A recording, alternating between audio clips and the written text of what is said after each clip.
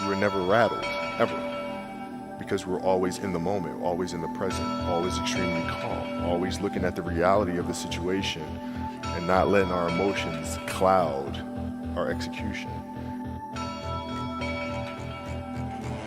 I switch my mind to something else, switch my mode into something else. Stone cold killer. You gotta put yourself in that cage. When I'm in that cage, bro, don't touch me. For me, it's the equivalent of Maximus Decimus Meridius in Gladiator picking up the dirt, smelling the dirt. It's go time. Up before the dawn, ready for Judgment Day. A lethal underdog, walking on to make 'em pay. Woke up feeling dangerous. That stuff so contagious. We got 10 toes down, so let the haters say what they say. If you ain't orange and brown, you don't matter anyway. Woke up feeling dangerous. That's time. We got that dog check. We found it a way you make the right bet. If you're doubting our game, we give our last breath. One more play, and we'll make them know our name.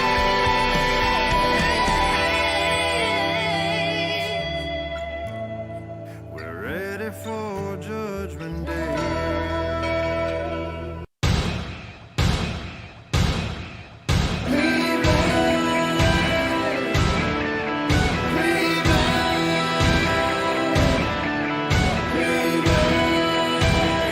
Against the world. My city is on the brink. Tonight we're about to go. I'm hearing the crowd begin to rise in stereo. Sky's bringing Armageddon in off the lake. Thunder rolls. And all the people shouting out a name.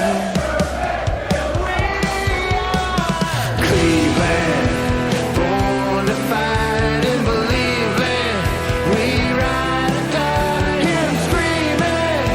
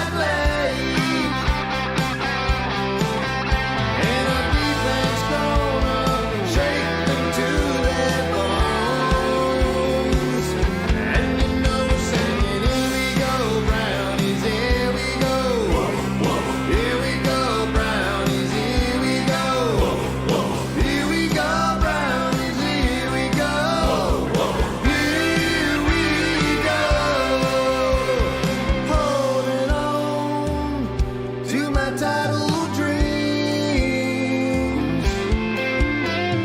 Win or lose, I love my team. Here we go, Brownies, here we go. Here we go, Brownies, here we go.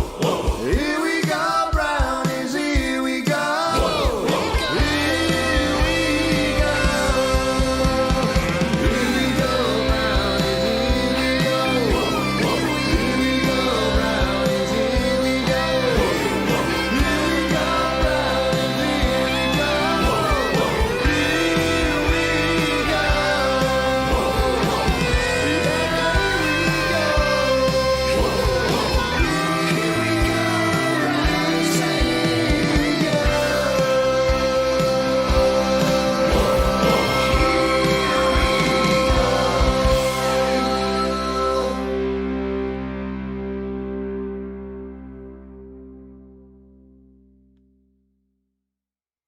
What is going on, everybody?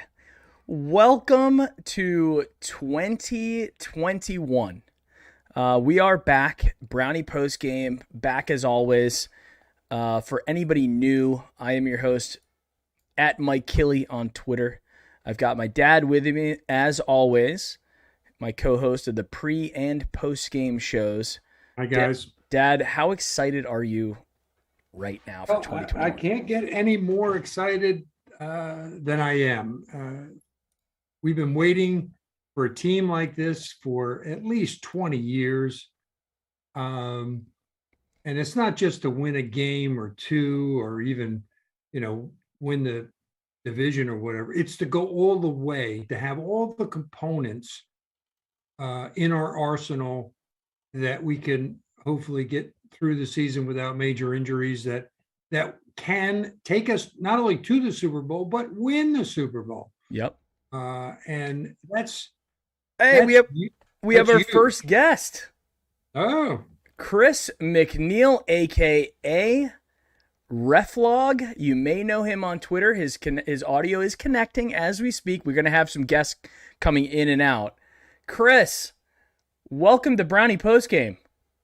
Post game? Did I miss something? It's the Brownie Postgame pregame. I know. How did we do? We did well. Chris, welcome to the show. We just kicked off, and before I give the introduction for Chris, I want to say this: the Brownie Postgame channel started 2 years ago, in large part because we had some hype videos that went pseudo viral, and I equate a lot of that success to Mr. Reflog, Takkarist McKinley, helping me with some retweets very early on when I was getting started on Twitter. And this is the first time we're having him on the show. And I got to say, I'm very, very happy. So, Chris, welcome to Brownie Post Game finally. Absolutely. And I'll tell you, all of those retweets were earned. Those were fantastic videos. You earned them on your own. So glad I could be a part of the ride. Hey, and I'm a big fan of Big Play and everything that you and Dave and the guys over there do. Very inspirational from one content creator to another. It's really heartwarming having you on the show. And my dad's here as well. So, Dad, this is Chris. Hi, Chris. Chris's dad.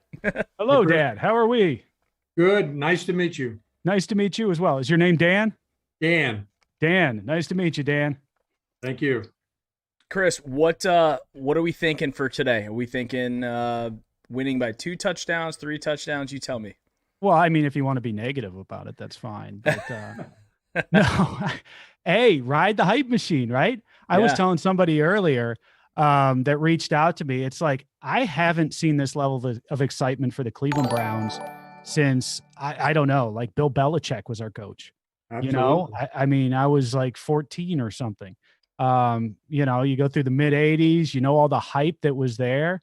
And then towards the end of it, when Belichick was there, we had hope. You know, he actually beat the Patriots. People like to forget that, but Yeah. beat them in the playoffs as a Browns coach. But then, of course, the team left, and it's been just misery since then. So this is the first time legitimately at the beginning of a season, without kind of talking myself into it, being excited about the Browns. We've got a coach, obviously, coach of the year. We've got, I think, a front office that's well aligned with what he's trying to do. We've got a roster And everybody likes to say on paper, we're very good. And on paper, we are unbelievable. We are unbelievable. There's no doubt about it. You look at the offensive side of the ball. You look at what we did with the defense this offseason. I mean, this is a Browns team to contend, and there is no doubt about it. And that's not me as a Browns homer, me as a lifelong fan. That's me and as an objective fan of the NFL. If you're not looking at the Cleveland Browns and saying this team can compete for the Super Bowl, this team, and I'm saying this as an NFL fan, so football gods, don't come raining down upon me. I'm not saying this as a Browns fan. This is a Browns team that could win the Super Bowl. I don't think that anybody should miss this opportunity to get on the hype train, because I haven't seen it, in my lifetime since that time. And I know for the people that do, Dan, you may remember this back to the day, man, those were great days.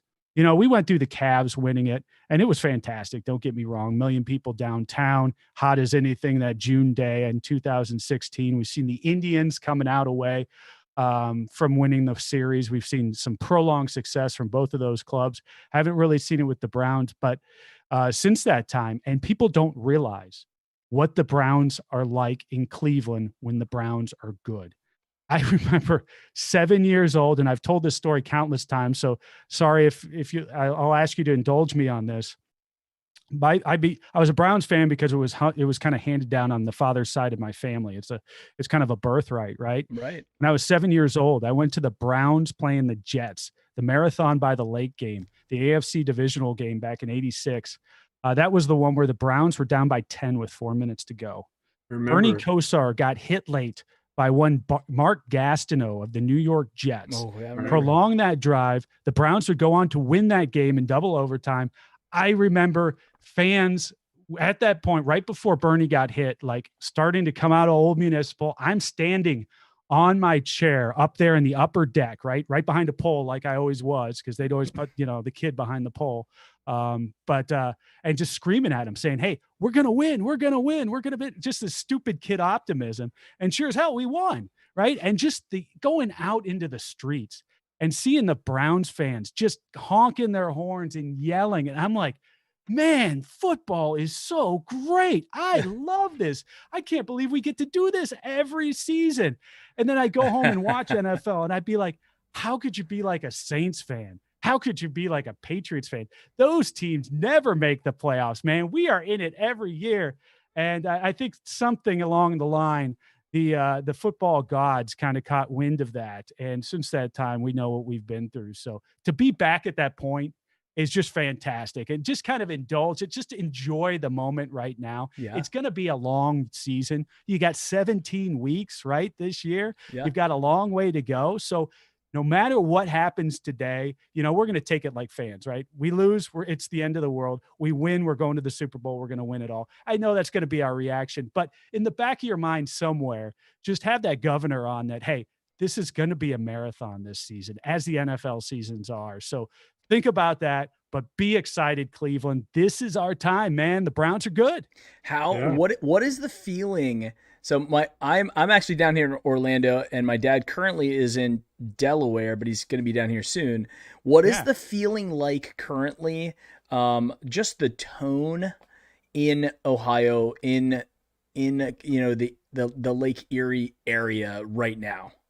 Well, you can see, it's almost cliche, but every year as the leaves change and as we go into fall, it becomes, and not that it's not Browns all the time, all year round in Cleveland.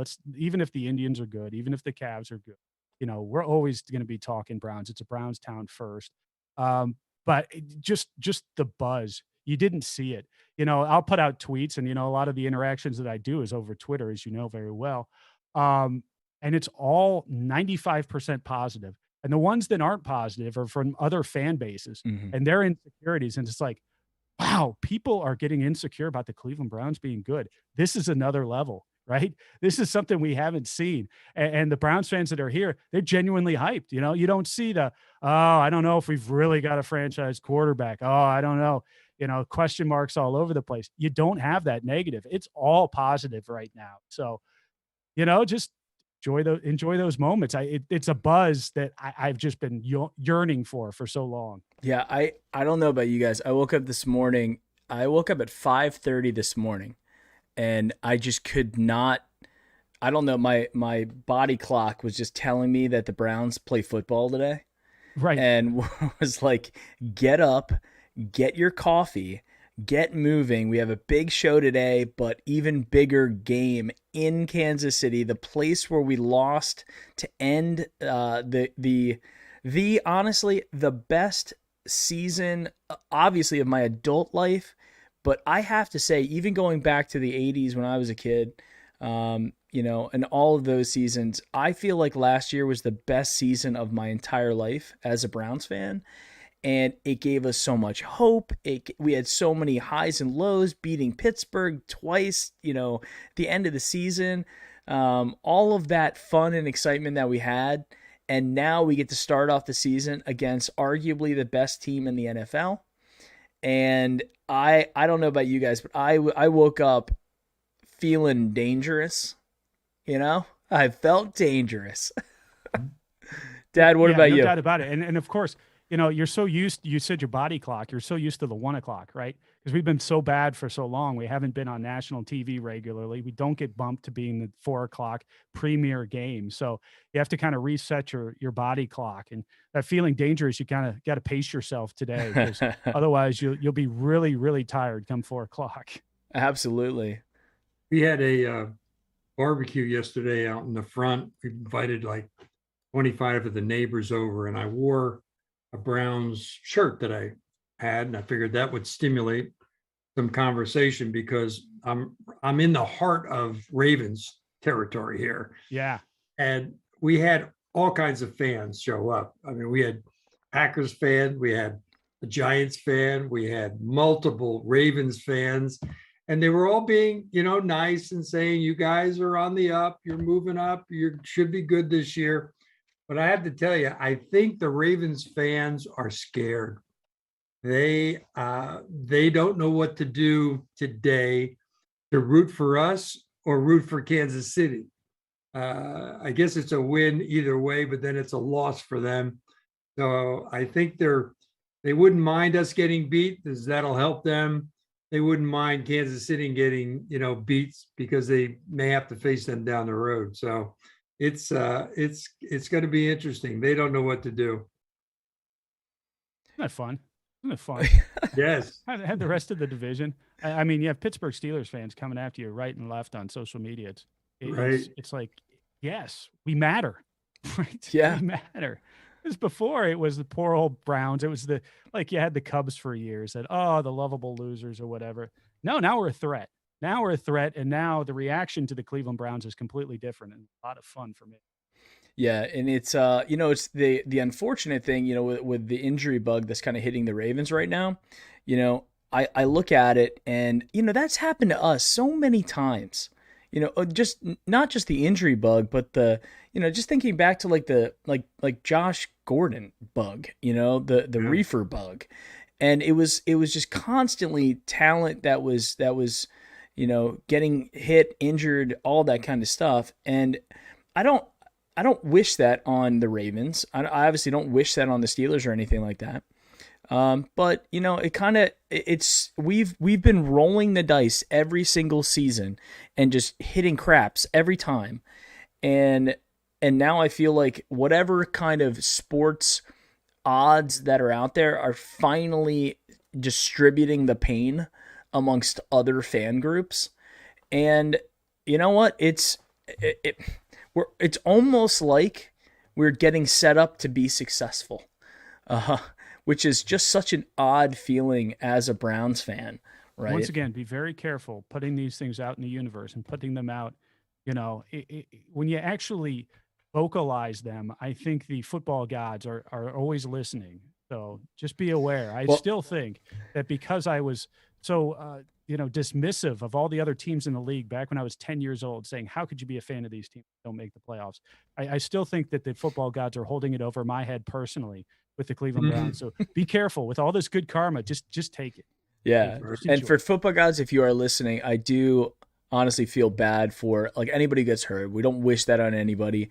Right. Honestly, you know what I want to see? I want to see us beat the best. Because be the best, you got to beat the best, right? Exactly. Kenny Powers said that. And you know what? I think the other thing too, and I think us as Browns fans, I know I still get triggered by the national and local media who happens to keep thinking back to the Browns of old.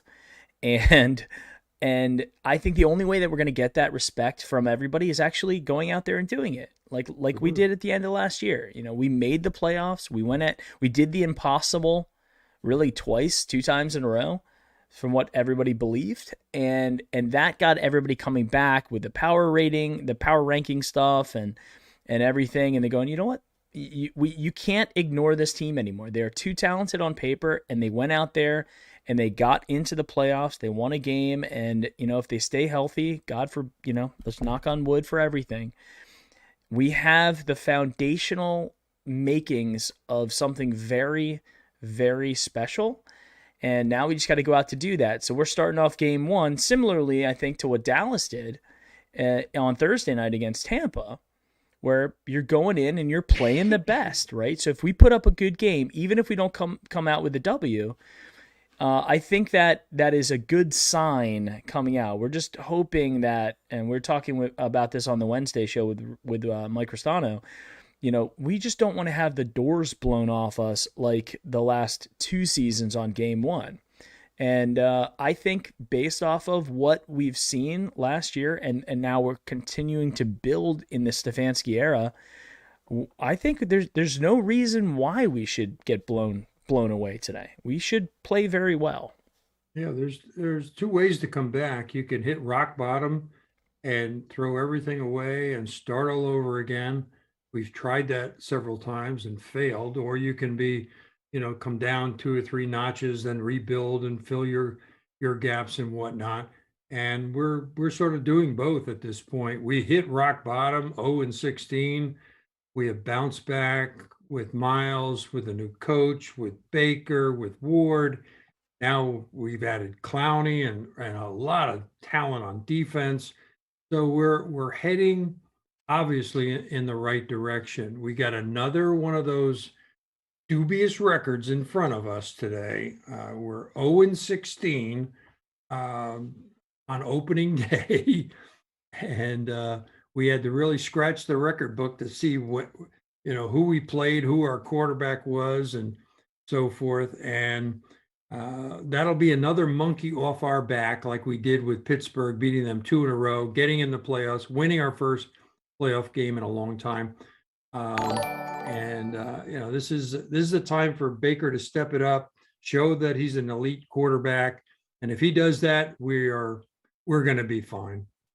I forget who was the last quarterback to win an opener. Was it Garcia or was it Trent Dilfer? Yes, you're right. It was Garcia. Yeah, Jeff Garcia with the orange jersey. And we never won in that jersey. No. Never. Everybody keeps talking about bringing the orange jersey back. Oh, our record is like that game, and then that's it. So I'm actually wearing the new one that came out that was like leaked by accident or whatever that happened, where JW said that he's never seen it, that the jersey doesn't exist, right?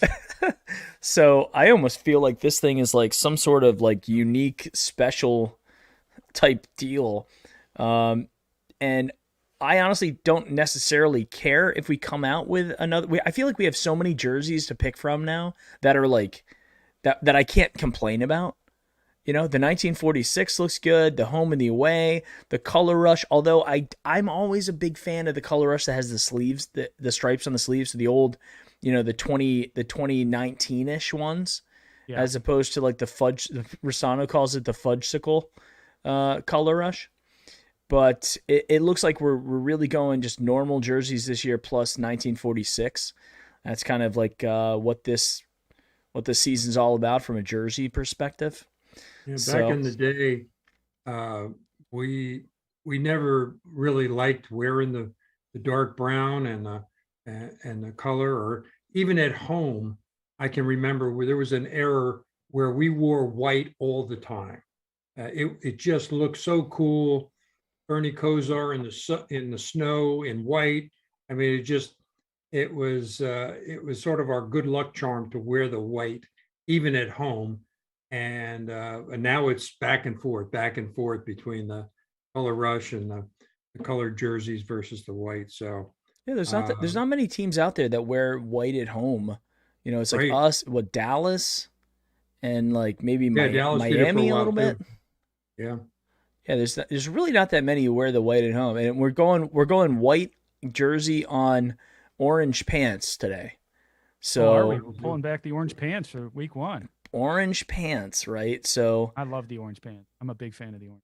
I every time I see the orange pants, I'm always reminded of like the Brian Sipe era because I don't ever remember Kosar when I grew up primarily. I was born in 1980, so I mean Kosar was my guy. I don't remember the Kosar era them having orange pants ever. I don't either. I don't either. Yeah, Yeah, so Sipe wore the dark jersey a lot. That was you see a lot of highlights. You see him in that dark jersey, number 17, and I really liked him. He was a professional. The Cardiac Kids, he won more games in the last 2 minutes than I can remember. You just felt comfortable with him back there. Webster Slaughter, Langhorne, Brennan. I mean, it just Ozzy. I mean, he had some talent around him. He had some defense. he won an MVP one year, right? That I cannot tell you. I want to say, and you know what the funny thing about that is? Like he won MVP, almost took us to the Super Bowl, but it was such a different brand of football back then. It was really, really heavy run. Heavy run. And if you look at the stats that Brian Sipe put up, they're very similar to to what Baker kind of put up last year, or actually even more interceptions and turnovers. And that's an MVP season for in the 70s, whereas Baker still isn't getting as much respect as he should get because we run the ball a lot, right? And Chris, I wanted to ask you, what are you thinking like in terms of how we're going to have to be able to stop this? I think they pass like 68% of the time versus we're like the exact opposite, in terms of how much we pass versus run. Do you think we're going to be in a good position with what we've done to retool our defense to be able to stop Pat Mahomes and this Travis Kelce and Tyreek Hill today? Well, that's going to be the ultimate question is, we added a bunch of personnel. How does that personnel mesh? How does it actually come together on the field? Because on paper, you say, yeah, it looks like the type of defense that's championship caliber, but they haven't played together yet. Preseason doesn't count for anything. Even in the preseason, we didn't play most of our starters and didn't regularly play them. So I'm excited about everything that we got in the offseason. I'll tell you what, the secondary, both through the draft and then for the Rams, Jeremiah Owusu-Koramoah. I mean, these guys, JOK was basically brought in and drafted because we knew Kansas City was a threat. He's kind of a Kansas City specialist. He won't be starting today, but he's going to see a lot of action, I would assume. And we look for him to play a very key role. And that's amazing for a rookie, right? A guy that we just brought in. Now we're looking to lean heavy on him to be able to, chase Mahomes around and give him somebody to think about. And then the same thing, you got Clowney on the other side now. You got Clowney and Garrett, and it's going to be how well those guys can complement each other. Olivier Vernon would be very up and down last year. You saw he did come on when Myles wasn't there, but in games that they both played, he'd kind of be there, kind of wouldn't, and would really, kind of disappear in big spots. So it'd be great to see if we can get a second kick in his career out of Clowney. That would be absolutely. I think that goes with saying because you put Garrett's going to have a big season. I have no doubt about that. Now it's a matter of, okay, if we get Clowney on the other side, man, oh man, guys like Big Ben aren't going to make it through the season. You never root for injuries or anything like that, but I'm just telling you as a fact, Big Ben isn't going to make it through. So yeah, I think that's going to be the most interesting part for me, how the defense comes together today. I think the offense, I think we'll be able to do what we want to. We've got enough of weapons on the outside, and obviously our running game is there. So I expect this Browns team to be clicking on the offensive side of the ball. The defense is the one that I'm really going to be watching closely. Yeah, if JOK can be the Travis Kelce whisperer, And if he can cover him, I think that's kind of the key. And I think ultimately we were kind of trending down that path of more athletic, run stopping type linebackers, right? For a while, I think that was kind of the direction we're sort of headed with when we drafted Taki and Mac Wilson to really protect against Lamar Jackson, right? We have to have speedy linebackers that can, that can match up against that kind of speed. And now with JOK, I just, from what we saw in the preseason, he's got an extra gear that can kick in, that it almost feels like he's like a tweener between a linebacker and a safety, which I think a lot of the league is actually is going towards that sort of hybrid role, because people are so damn fast right now. The players are, but yeah, in terms of today with Pat Mahomes and what that team can do, we were talking about this on the Wednesday show. How I have a ton of respect for this team. I think Pat Mahomes is the best quarterback I have personally ever seen in my life. And I know that a lot of people are like, well, he doesn't have all the rings yet. He doesn't have all the accolades yet. And I'm like, if you just look at the smell test and see what this guy can do, he's got every bit of the arm strength. He's got all the athletic ability. He can he can throw the ball without even looking and throw touchdowns. And I don't think the league's ever seen anything like this. And I think that's kind of the key. If we can hold this offense, and he's healthy now, if we can hold this offense to numbers where they're not scoring 40 points like we did last year, which unfortunately we had to score 50 points to win games. Right. We have a shot. We really do. And I think the line, Dad, what was the line at? Like 5.5?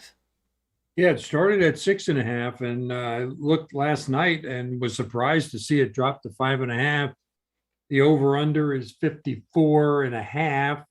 That could go either way. I mean, if our defense comes out smoking, it'll be a low-scoring game. If Mahomes come out smoking and Baker is good, it could blow the 54.5 out the door. And who expected Dallas to score as many points as they did against Tampa Bay? I thought they would be in the tank for that game, considering Prescott hadn't played any preseason, take any snaps, was injured, etc. He played great for not stepping on the field very much. And so that shows that Tampa Bay can be beat. Brady did his Brady thing. He came back and he won that game. But, for me, the key is going to be defense. Like Chris said, I want to see the defense. I want to see hopefully no injuries too. But I want to see how they click together, how they communicate, how they get off the field. They got to get off the field. They can't give up those scrambling first downs to Mahomes, or those scrambling passes that he does, sidearm, underhand, whatever. We have to stop the mistakes. I think Stefanski is a great coach. I mean, the cleanup he did from one year to the next, his first year, in just eliminating the mistakes, getting them well trained. It was obvious in the preseason that the second and third teams were performing very well, making very few mistakes, driving and beating up sometimes on the first team of the opposition, but mostly playing against their second and third strings. But they were disciplined. They did not jump off sides. They did not have the holding penalties and the screw ups on special teams and so forth. So I'm encouraged by that. I want to see that. Hopefully no injuries, no turnovers, all the stuff that we typically say about all the games. Hopefully Baker is on target, no early interceptions, no early fumbles. The one thing that concerns me still about Baker is, I think even in the last game against Atlanta, he had 2 or 3 tip balls right at the block passes right at the line of scrimmage. Guys give up early because we have a great offensive line. Well, guess what? The next thing is to stand there, wait to watch where Baker's throwing, and put your big paw up. And they got him a couple of times. So I hope they roll him out. I hope they move him. I hope they give him the 3-step drop, throw it, get it out of your hands quick. I'll get scared if he starts holding it like Tyrod Taylor, in the pocket, waiting, and then gets crushed. I hope we don't see that today. Yeah, the other thing to look for Baker, when he starts going bad, he starts throwing the ball high. I Mm. noticed. So if he can keep his nerves down, he's already hyped up for this game. He's sending Yeah. out hype videos this morning, kind of a la you, Mike. He's stealing your gig. So he's obviously really hyped for this game.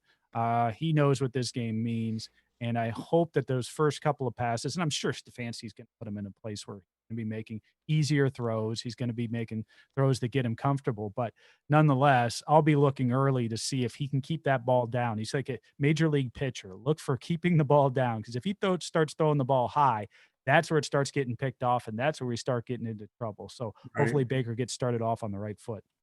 Agree. Yeah, I think you're absolutely right, Chris. That was one of the things that I get a little bit afraid of, because Baker is an emotional quarterback. Yeah. Which is good in a lot of cases. But, if you look at a lot of the quarterbacks that win and have won, it is, it's a different type of mentality, right? It's like the Eli Manning type thing where like it's just There's no one home. even You keel. say with Eli Manning, It's even keel. You could have dead eyes. He looks at you. He's like, yeah, he wins the Super Eli Bowl in and there? he kind of grins, Right. or he throws 5 interceptions and he kind of frowns a little bit. but he's a flatliner. Yeah, flatline. Tom Brady, in a lot of ways, for most of his career, was very similar to that. There's a lot of quarterbacks that are just Especially early even on keel. with the Patriots, until he really got established. He was kind of the guy under Belichick's wing, and he played that role and played into that. Later in his career, he's like, wait a second, I'm the guy. But you're right. And I think the biggest thing that I'm afraid of today, I'm sure Baker will get those nerves and those kind of exciting little jitters out of the way pretty quickly. It's what I'm mostly afraid of is the kicking game. Yeah, I was just about to say that, Mike. We don't have a like that. It You could have- work. It could work You have out. Nagar, right? Yes, we have Nagar, and he does. I think he can kick the ball like 70 yards, which is great. But this is, I think, honestly, the difference between a championship and not a championship is most likely going to come down to a field goal here and there. Look at the the first game, the Dallas game, Dallas and Tampa. That game came down to kicking. Dallas had to make a kick. Tampa had to make a kick to finally win it. If Dallas makes all of their kicks before that, they might have won the game outright anyway because of that, right? So that's the thing I'm mostly afraid of here, is that our kicker is going to be put in a situation that's going to hurt us in a big way, like we've had happen with Gonzalez and Siebert and, even last year, right? A little bit. So even though Parkey, I think it was fairly consistent, it comes down to like missing the extra points and little stuff like that. So I'm really hoping And this also, kid's good. In addition to that, you've got a longer season, right? So we're going to have regular season going January, a couple of weeks in. Kickers aren't tested now. Kickers are tested at the end of the season, right? When the pressure's there. And then also, we think this Browns team's going to be pretty good. If we should get a home playoff game, that's where you start getting tested, right? We really should be trying out kickers for the following year, the year before. Yeah.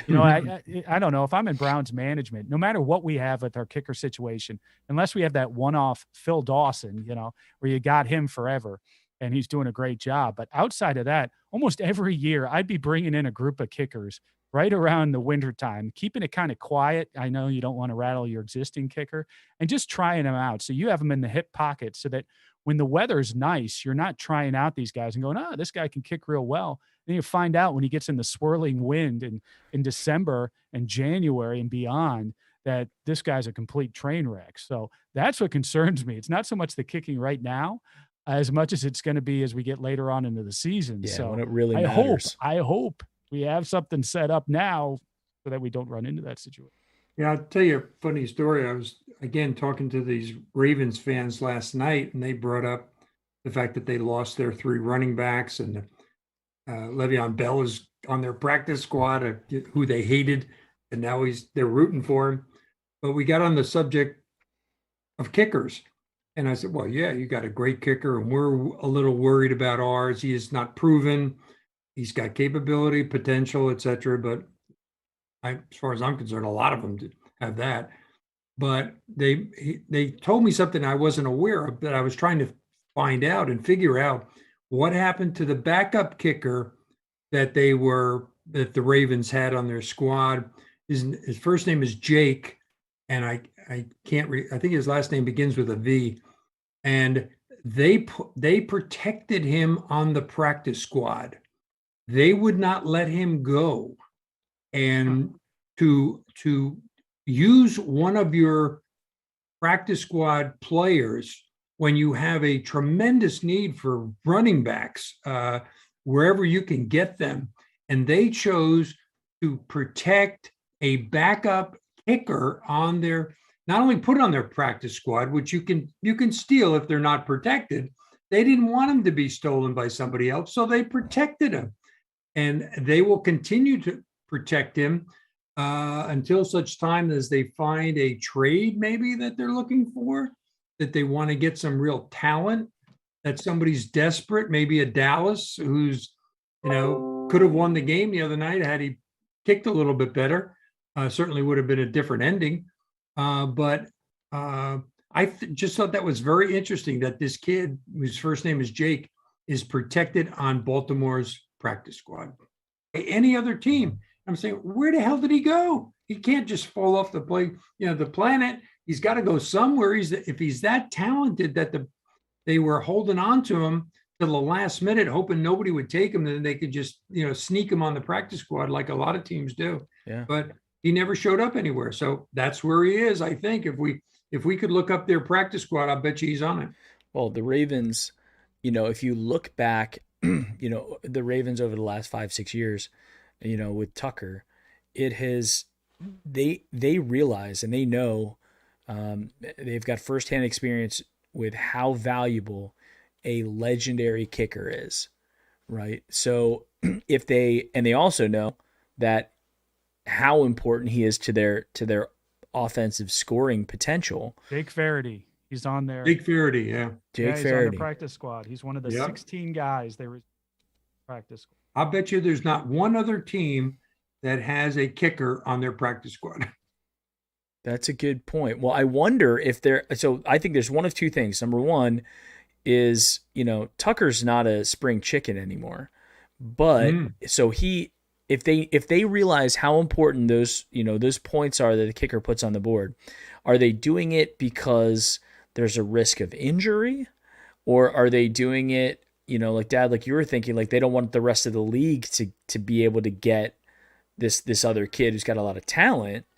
Oh, and they certainly wouldn't want him to go to Cincinnati, us, or Pittsburgh. I mean, you almost have to get him out of the AFC and get him into the NFC. And a team like maybe the Packers, Crosby's got a lot of age on him. They could use a new and up and coming kicker that could kick outside. Baltimore's outside. They get some snow, cold weather. Very noisy stadium. As I went there a couple of years ago, they rock that place when they are banging and rooting for their team. I had to put my fingers in my ears. It was so loud at the end of that Browns game, which we won, which was great. And to go from 100 decibels to 0 when Chubb ran 80 yards was great. Great to see. Other than the kicking, because I think, from what we've covered from the offensive side, I think we're all pretty excited about that. The defensive side, obviously question marks just because they're new, but on paper we've significantly improved. And here's another thing that I think is really like something that we don't typically get as Browns fans is when there's a hole on offense or defense, instead of building on and trying to fill that hole in the draft and free agency, we make it even worse. So we'll be like, oh, we'll get rid of, William Green and we'll draft a running back. And and you're wasting a pick on that, or, having the debacle with Peyton Hillis and like, okay, great. Now we need another running back, instead of having those players who were performing, who had, still had some potential, holding on to them and going out and fixing your linebacker situation, your defensive line, your tight end situation, whatever that may be. Andrew Berry and Dee Podesta go out there. They realize that, hey, we don't know what's going to happen with Greedy Williams. There's no definitive, sign that it's going to be all green lights with him. So let's draft a first round corner. This kid from Notre Dame is still available in the second round. Let's jump up and snag him as well. Now we got two positions covered. Yeah, we were talking in the draft. We did that draft live, and we're like, man, it's a great draft. I think the kid from Notre Dame's great. I'm glad we didn't overextend and trade up a second time in the first round to get somebody else. But we were both saying, man, I wish we would have got that kid from Notre Dame. When we got a chance to grab Greedy Williams too. We were ecstatic that he fell that far, and we were able to grab him. Yeah, he hasn't panned out yet, but maybe this is his year. Yeah, I think that the secondary is going to be the most important thing today. If I had to guess, secondary is going to where all of the pressure is. It's on you. Secondary, and then I'd also say that the linebacker. Fair. I'd like to be able to stop things at the medium. If they're going to be able to run the ball, that's going to be a problem all day long. So they're going to have to come up. They're going to have to make plays there, force them into passing situations. Mm-hmm. Known passing situations are easier to defend than unknown passing situations. We get them into that type of a scheme, then we can fall back and have a defense that I think is ready. Yeah, and if you think about the offensive line situation with Kansas City, I want to say, and chat, keep me honest here, that they have 3 rookies starting on their offensive line. Right. And that could be good. But as we know, even with a guy as talented as Jedrick Wills was last year, there's a learning curve in the NFL. And not only that, but they're going to get a really big dose of that learning curve when they have to go up against 2 first overall draft picks in Myles Garrett and Jadeveon Clowney today. And then the rest of the offense or the defensive line that has also been shockingly effective in the preseason without Myles Garrett and Jadeveon Clowney. Yeah, my biggest bugaboo is about the defensive line is what they do on the edge. Myles gives up the edge more often than he should. I think he's got 2 goals. Obviously, he wants to sack the quarterback, disrupt the play, put pressure on him. But he's got to protect the edge too. There's nothing worse than when he takes an inside route and they go around him and they get 15 yards. And now you got a similar type player on the other side who wants to keep up with Myles. He wants to get his sacks. He wants to put pressure on. He wants to show that he's worth all the hype and everything. So I'll be curious. I'll be watching how much they pressure, whether they take turns saying you're rushing, I'm protecting my edge, that type of thing, or whether they get burned on either side. And they've got running backs that can do that. They've got Mahomes, obviously, they can bust out of the pocket and go around the edge. I'm not so much worried about up the middle. I'm really worried about when they give up the edge for an all-out rush because they want a sack. So I'll be watching that. We have another guest who popped in, and the man himself who's been making the best Cleveland-based songs since since the old '99 song, that they came out with back with Drew Carey and all that. They came back in '99. Bear Kincaid, welcome to the Brownie postgame show, Bear. Michael, gentlemen, good to be here. Thank you. Glad to have you. Very nice welcome. To finally meet you. Yeah, likewise. Well, hey, we got we got Chris as well, and we're gonna have people popping in. I kind of gave out the Zoom link to everybody since we're gonna be live here, kind of going all the way up to like 4 o'clock. I think we're gonna go, or until I start getting dizzy from not eating. We're going to go as long as we can. But Bear, by the way, the new Cleveland Against the World song is, I've been playing it on repeat in my car, like just repeat. And I don't usually do that because when I make the videos, I kind of burn out of like listening to the song when I'm making the videos. But this one, it really has me kind of hooked right now. So excellent song. Thank you very much for making that. They're great. They're great. I like Brownies. Here we go again, Brownies. That's great too. Hey, thanks everybody. But those videos that Mike makes breathes life into these songs, makes them personal, tells the story. It's been a lot of fun collaborating with Mike, and anybody out there needs any video work done, look no further than Mr. Killi for his services, no doubt. Hey, I appreciate that. And it's funny, I was telling, I was talking to some people yesterday, and we were kind of talking about the Browns and talking about, Brownie Post Game, the YouTube channel and everything. And I mentioned that we did a new video, and I kind of remember thinking back when we first started talking, and I was like, and I think I told you no a couple times. I was like, I can't do this. Like, I feel like I like to be commissioned to do something. It was something I was unfamiliar with because I was just making videos that were like, hey, they came out with a cool Star Wars trailer or Avengers trailer. I'll just hack that up with Brown stuff that touches my soul and it'll work, right? And then your songs came out and I was like, yeah, I think I can work with this. So, it's been great. And I look forward. Do you have any new ones coming out after this? Is this his? Yours? You guys hear that? That's him. Yeah.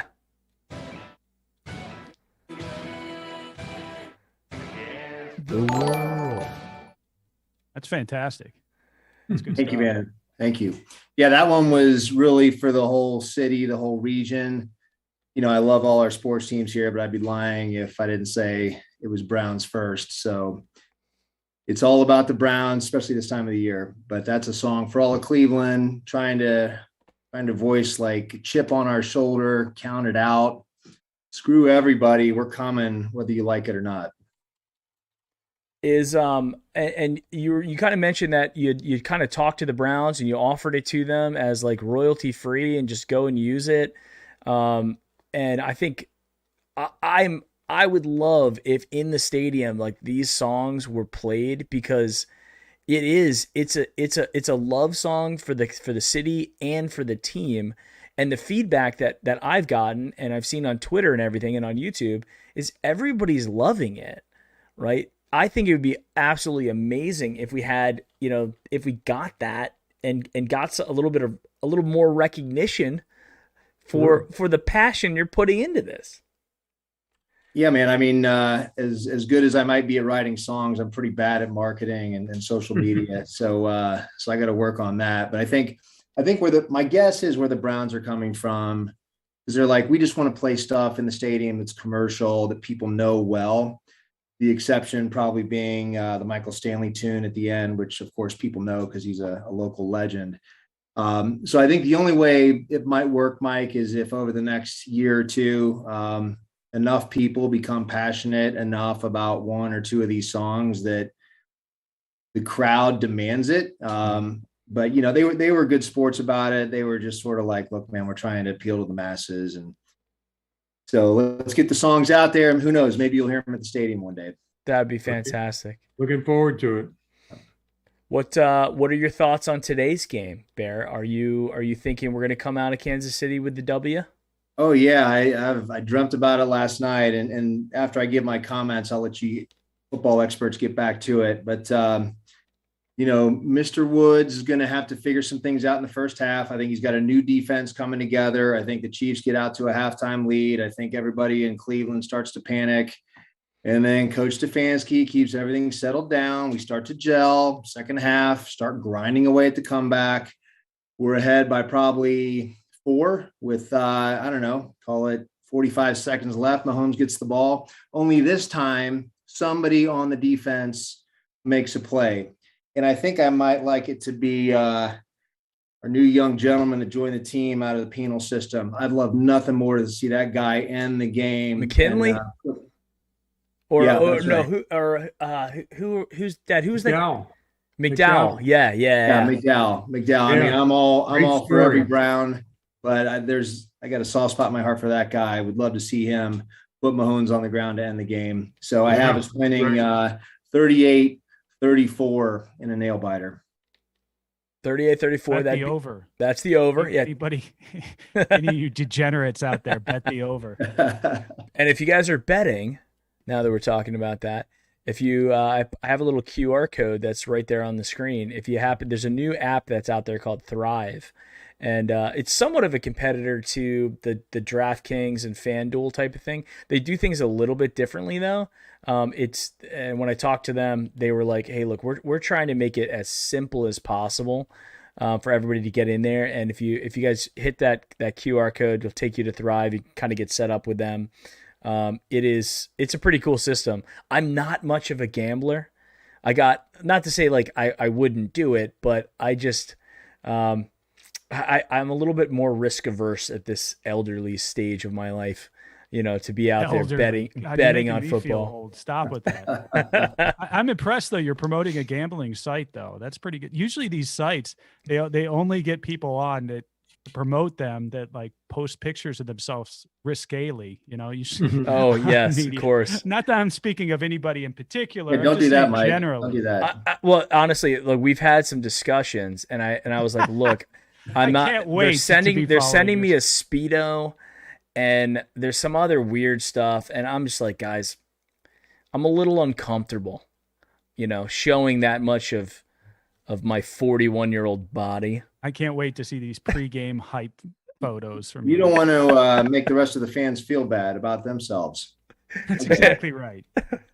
So Bear, you don't see us getting that snap over Mahomes' head into the end zone for a quick touchdown, huh? No, I think this is going to be a high blood pressure game. A lot of nervous moments. That was a beautiful thing in the playoffs last year, but I hope I'm wrong, but I don't see that happening today. Okay. Although with that new offensive line they've got top to bottom, hopefully they have all kinds of issues with protection and working together as a unit. We'll see. Yes, Okay. I agree. And we just got a super chat from Jonathan Schlegel saying Bear Kincaid is king. So you've got a lot of fans within the Brownie postgame community, Bear. So please continue making excellent Browns and Cleveland related audio content for us. Yeah. So what do you think? These songs that I've tried to write are like semi, like you said, Mike, love songs for the city. Mm-hmm. But there's only so much inspiration out there I can turn into a good tune. What about week in and week out coming with some parody tunes, kind of like the old Bernie days? I wonder if people would be interested in something like that. I got to tell you, You mean this? there it is. Bernie. Yeah. Oh, Yeah. Like in the so bad it's good category type of thing. yeah. We out of all the non like movie trailer videos I've made so far, the one that I'm constantly, when people like, they're like, oh, like when I meet somebody who's a Browns fan, and I was like, yeah, I got this YouTube channel. You might have seen like some of the hype videos. And then I was like, yeah, we did all this stuff. And then they're like, yeah, there was this one Christmas one that I saw where the guys' heads were bouncing around. And I was like, oh yeah, I did that one. And that's the one that everybody, I think, likes the most because of the campiness of it. Oh yeah. And everything. Running the ball with the Cleveland Browns, have a chubby holiday, no doubt. Oh, I love that song. I played that 100 times. No doubt. I got it in my head, and I said, I got to listen to it again. It was great. Bear, what you should do wait is till Christmas. We can play it again. Bear, what you should do is do what the boy bands do, where they'll come out with an album and then they'll come out with just a full Christmas album, right? So just do a full Christmas Browns album, parody album, right?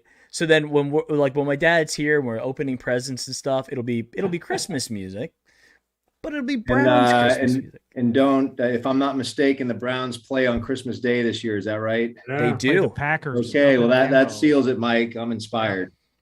I would love that more than anything else. Yeah, we're playing in Lambeau.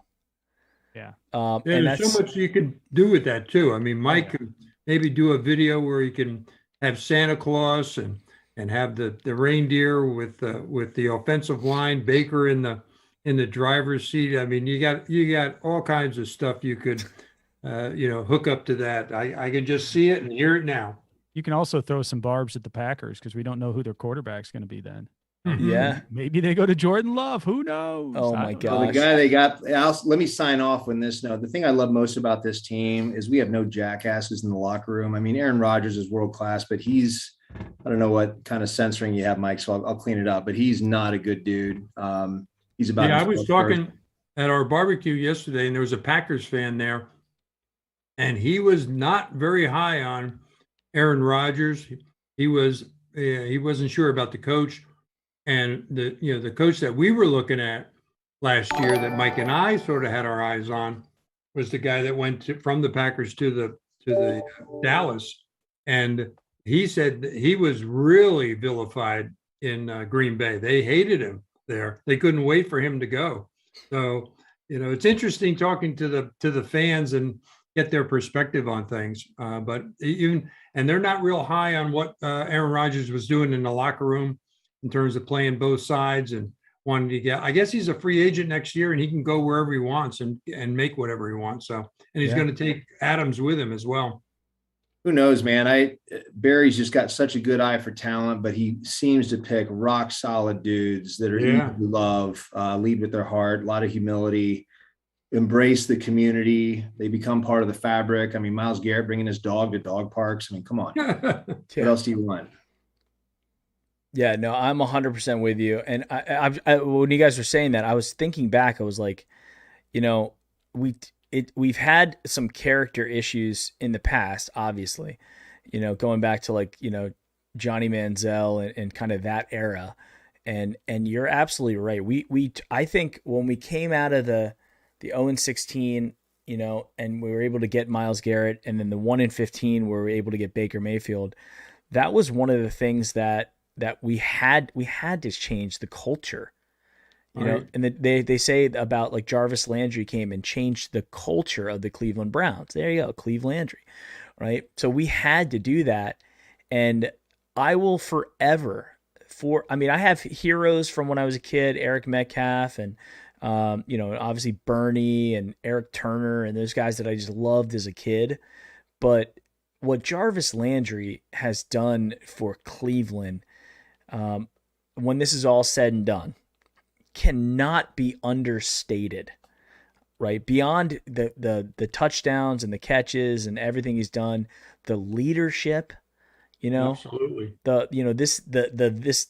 It's contagious, bro speech, right? It's that dude. And I think it was Steve Harvey said it. He's like, when Jarvis Landry came in here and changed the culture, it changed stuff, right? So he's got a very special place in my heart. Jarvis does. So yeah. And Mr. Dorsey might've overreached on his coaching selection, but he left us with a couple beautiful pieces in place. Jarvis at the top of the list, no doubt. Absolutely. And he's picked up a couple of our players for Detroit too. Talent that he knew was there and didn't hesitate to pick them up, including a kicker, Siebert. So he's still having an impact. Thankfully, it's in the NFC, not the AFC. Right on. Hey, Mike. Well, hey, man, thanks so much for having me. I appreciate all the love and people liking the songs. We'll keep it going. And once again, shout out to Mike Killi. Anybody needs any video production work, he's responsive and super talented and knows how to tell a story with imagery. Which has been awesome. So he's done all 3 of my hype videos and I couldn't be happier. So fair. I mean, I appreciate the kind words. I don't know if I have a ton of extra time right now to do a lot of extra stuff, but anytime that you come out with a song, you 100% have my sword, as they said in Lord of the Rings. So I'm happy to work with you for as long as you keep making great tunes. As long as you don't say that wearing that Speedo you were talking about earlier. We're good to go. No promises. No promises. All right, everybody. All right. Thanks, Bear. Take care, buddy. Take care, Bear. Nice to meet you. Later. Nice to meet you too.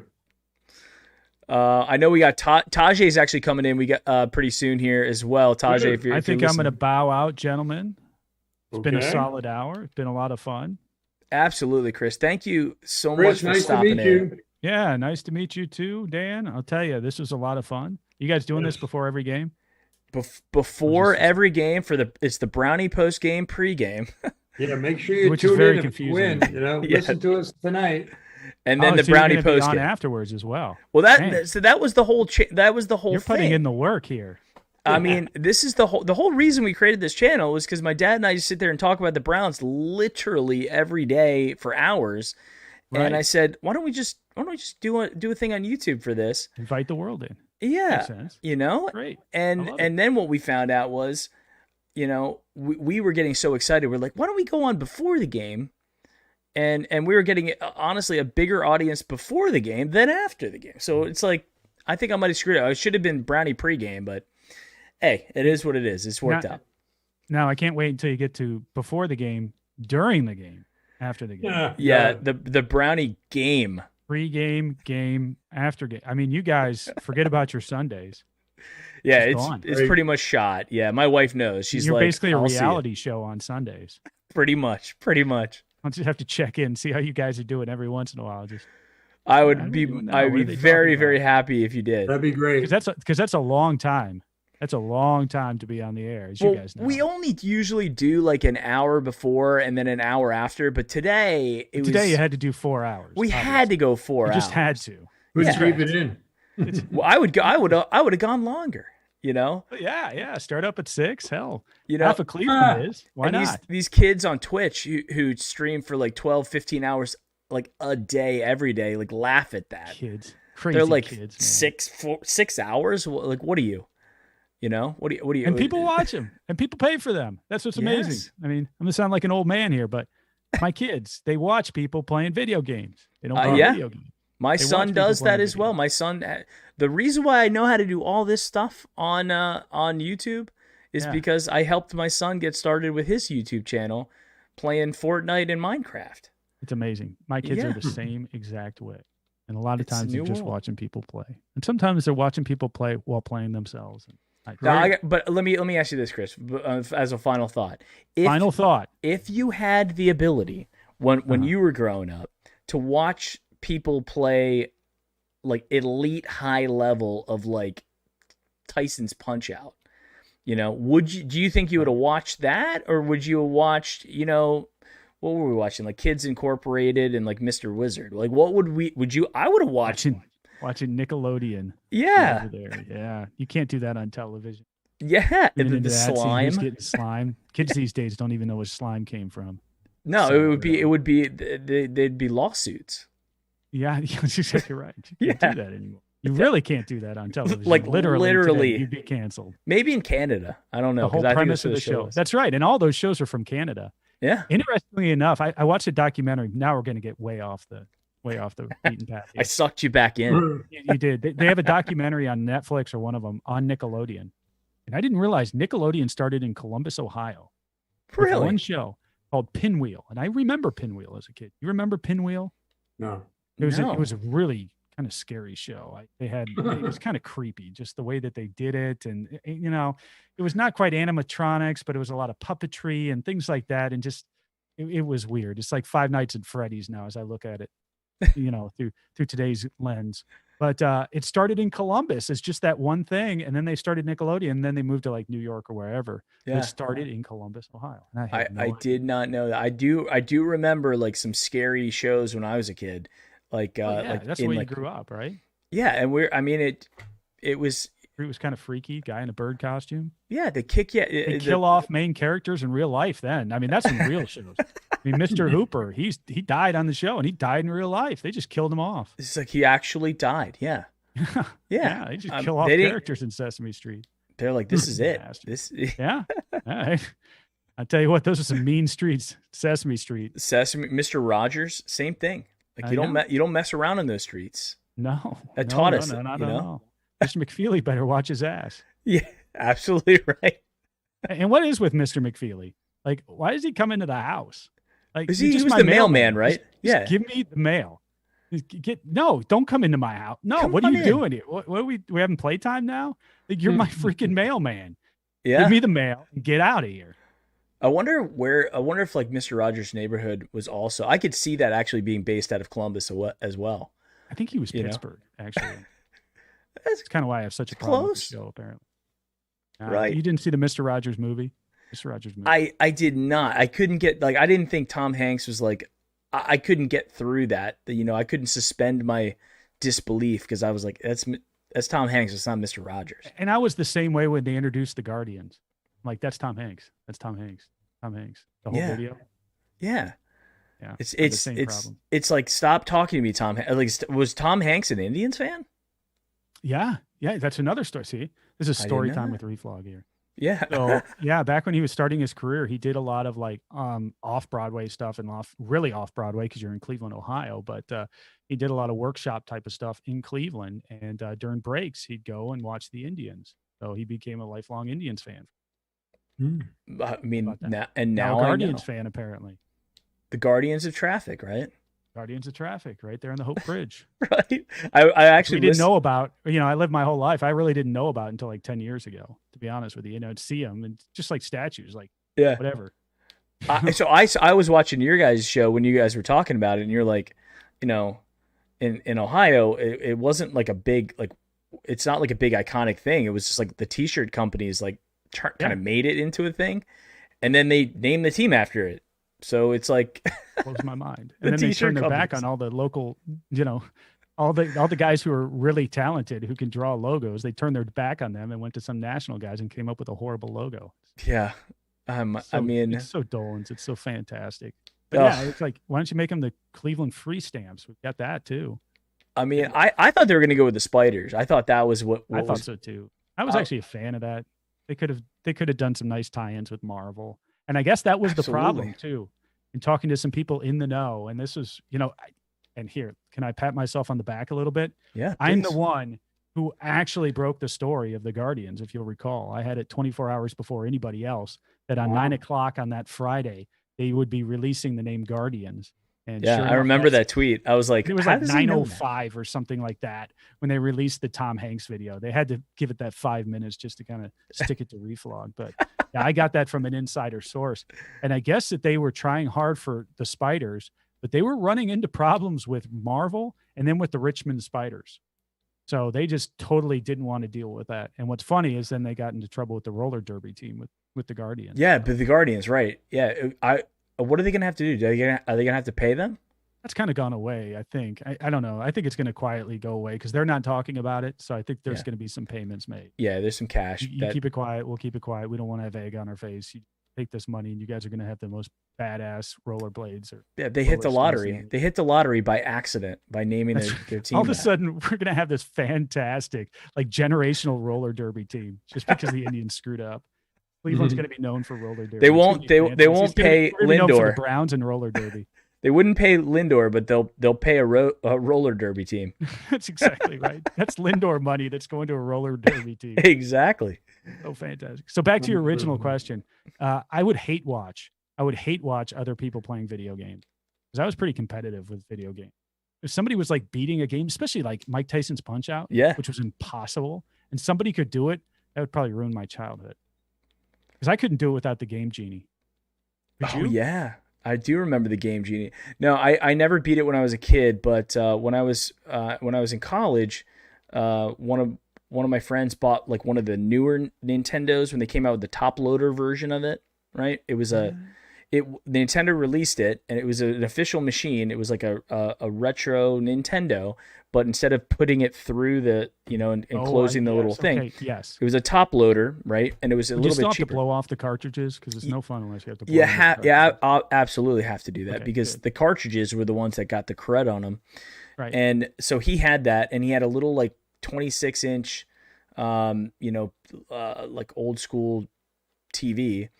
And so I would just go in there and just start putzing around with, and I was like, I'm going to get the muscle memory and learn how to beat Tyson.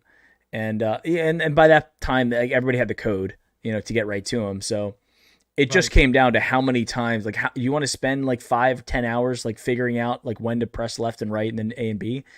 Anybody can beat him. It just comes down to that. So I did. I can say that, and I just retired at that point. I'm like, I'm good. I'm done. And that was Mr. Dream was, I think, the version that I had. Mike Tyson had pulled his licensing by that time. Oh, so you came into I it had the late in the knockoff, yeah. game. I mean, it was Tyson, but he was called Mr. Dream. On those. I Yeah, hate to break this up with football news, but the Bills just kicked a field goal on Pittsburgh, so they're up 3-0. That's the only score I've seen so far. That's it. They're done. Yeah, that's it. And Over. Pittsburgh. Over 3-0. Buffalo Bills fan for today and for the first half of the season. I'm the same way. Go Bills, but I got to tell you, I have a bone to pick with them after that Fox Sports poll that they clearly cheated on to win. There's with like 5 minutes left, they end up with like 100,000 votes that come in the last less than 5 minutes. Like, Yeah. not buying it. No. No. So I said I will not participate in the shenanigans of the Fox Sports poll next It's year. not nearly as fun anymore either, because it doesn't feel like Like when it we matters, suck- yeah. Well, of course it never mattered. right? But when we were winning these polls and stuff, when the Browns were absolutely horrid, and it was like, who's going to win the Super Bowl? And it'd be like us versus the Patriots, and we'd win. Yeah. Like that would just make people just batty. Nowadays, it's best fan base or whatever. It's like, okay, who's going to buy the votes? You know, Yeah. it doesn't quite have the charm that it did back in the day, where Right. we could totally troll all these. Well, things. when Peyton Hillis made it on the cover of Madden because of Brown's Exactly. Twitter. Exactly. Or, Doug Maurice did something for Cleveland.com or the Plain Dealer or something, where he put out best Browns player ever. And the 16 versus 1 was Johnny Manziel versus Jim Brown. And Johnny Manziel rolled in the first round, ended up winning the whole thing. And he lost his mind. Doug Maurice did. I think that was the first time of he being indoctrinated into what is, Browns Twitter. I mean, I could see that being like a 4chan thing. Like they see it and they're like, all right, we got to hop on this and make Johnny Manziel like the greatest fan favorite player of all time. Right. Well, Chris, I honestly, I could keep throwing stuff at you and keep holding on to you This is forever. good stuff. I do have to go coach. Unfortunately, I have to prepare, get my notes together. I've got to coach fifth Oh, and that's sixth right. graders You got to coach during the game, the Browns at game, right? 4:30 today, gentlemen. So enjoy Oh, your game. God. I will be the offensive and defensive coach for the young Granville Blue Aces 5 and 6th grade team. We're playing Lakewood today at their place. It's not even at home. So I'm going to be listening to a lot of Jimmy Donovan. And that's how I'm going to be enjoying my Browns opening weekend. I'm going to be Oh, coaching boy. from the sideline. Still looking for our first victory, though. I'll keep you guys updated. I know you guys. Please do. Wait, Well, wait to good hear how luck. that goes. Go Yeah. Blue Aces. Go Blue Aces. We're 0-2 right now. Had a couple of tough losses. Last year we started 0-4, so I don't want to go there. I want to be the Hugh Jackson coach. So hopefully we can win at 4:30. Get a Yeah, couple of get off these the at side. 4:30, and then hopefully the Indians can get a hit, and it'll be a great Sunday. Yes. Well, we're pulling for the Aces. All right, man. All right. Hey, guys. Thanks, Take care. Chris. Take care. Thanks, Chris. Bye-bye. And while we had some guests on there, we had a couple super chats coming in. But as we have a little break, we have Tajay Evans is coming. Ellis in Orlando is coming in. Sir Yacht's going to be stopping by. We got a bunch more coming in. But I want to give some shout outs to everybody in the chat. There's so many, and everybody appreciate it. Gary Washington's out there. X-Men Avenger 23. Max Nikolenko, who came in with a super chat. Steve Z, of course, Jonathan Schlegel, who's been hitting us up with the super chats as well. B Skrills, Cleveland BCI, so many of you guys. Keith C out there. Who else do we got? Browns fan 1977 is in the house. Ara's here. D Flat's here. So yes, guys, thank you so much for being here. We got a couple more hours that we're gonna go. Dad, please keep us posted, keep us updated in what's going on with the scores as you see them, because Yeah. I would love to be able to actually show that stuff on cam, but Right. unfortunately, unfortunately, I don't want to get dinged or anything. Right. So yeah. And then again, thank everybody for the sponsors of the show. So we have a new one, Thrive. We'll talk about that here in a second. But Homage and Sabo Apparel and Cleveland Clothing Co. and Schlegel Law Firm, dogwoofs.com. A lot of really cool ones out there. And guys, by the way, you can now join the channel. The official, become a member, similar to what the Patreon is and stuff like that. You can join the channel. You can do super chats, all that kind of awesome stuff. We don't say you have to do any of that. we're glad that you're here, but it is now an option since we got hit that partner status, and we met the criteria on YouTube to be able to do some cool stuff like that. So appreciate that. And then of course, Bear Kincaid and Reflog, Chris McNeil coming on here. Awesome dudes. So that was great. Yeah, I think Atlanta jumped out to a field goal lead. Chargers just scored a touchdown on Washington. They were up 6 or 7-0. So it's other than that, it's kind of quiet. Titans and Cardinals are 0-0. I'm gonna check into my fantasy football. I'm in 2 fantasy leagues this year, and I haven't had a good fantasy team in I think since 2007. It's just been bad. And then Ristano invites me to his league. I played in it last year, and I missed the playoffs by two games. So but I came on strong at the end. I had 3 wins in a row, and so I was like, okay. I was like, I caught the string at the right time, but I had too many losses and very close losses earlier in the season that kept me out of the playoffs. But this team that I have right now is honestly, I don't know how I got it. It's that good. I have Christian McCaffrey and Saquon Barkley, Clyde Edwards-Helaire. So 3 running backs, 3 A+ running backs, and then Odell Beckham and Mike Evans as the wide receivers. But I also have, I have Juju, I have Antonio Brown, I've got Jerry Jeudy.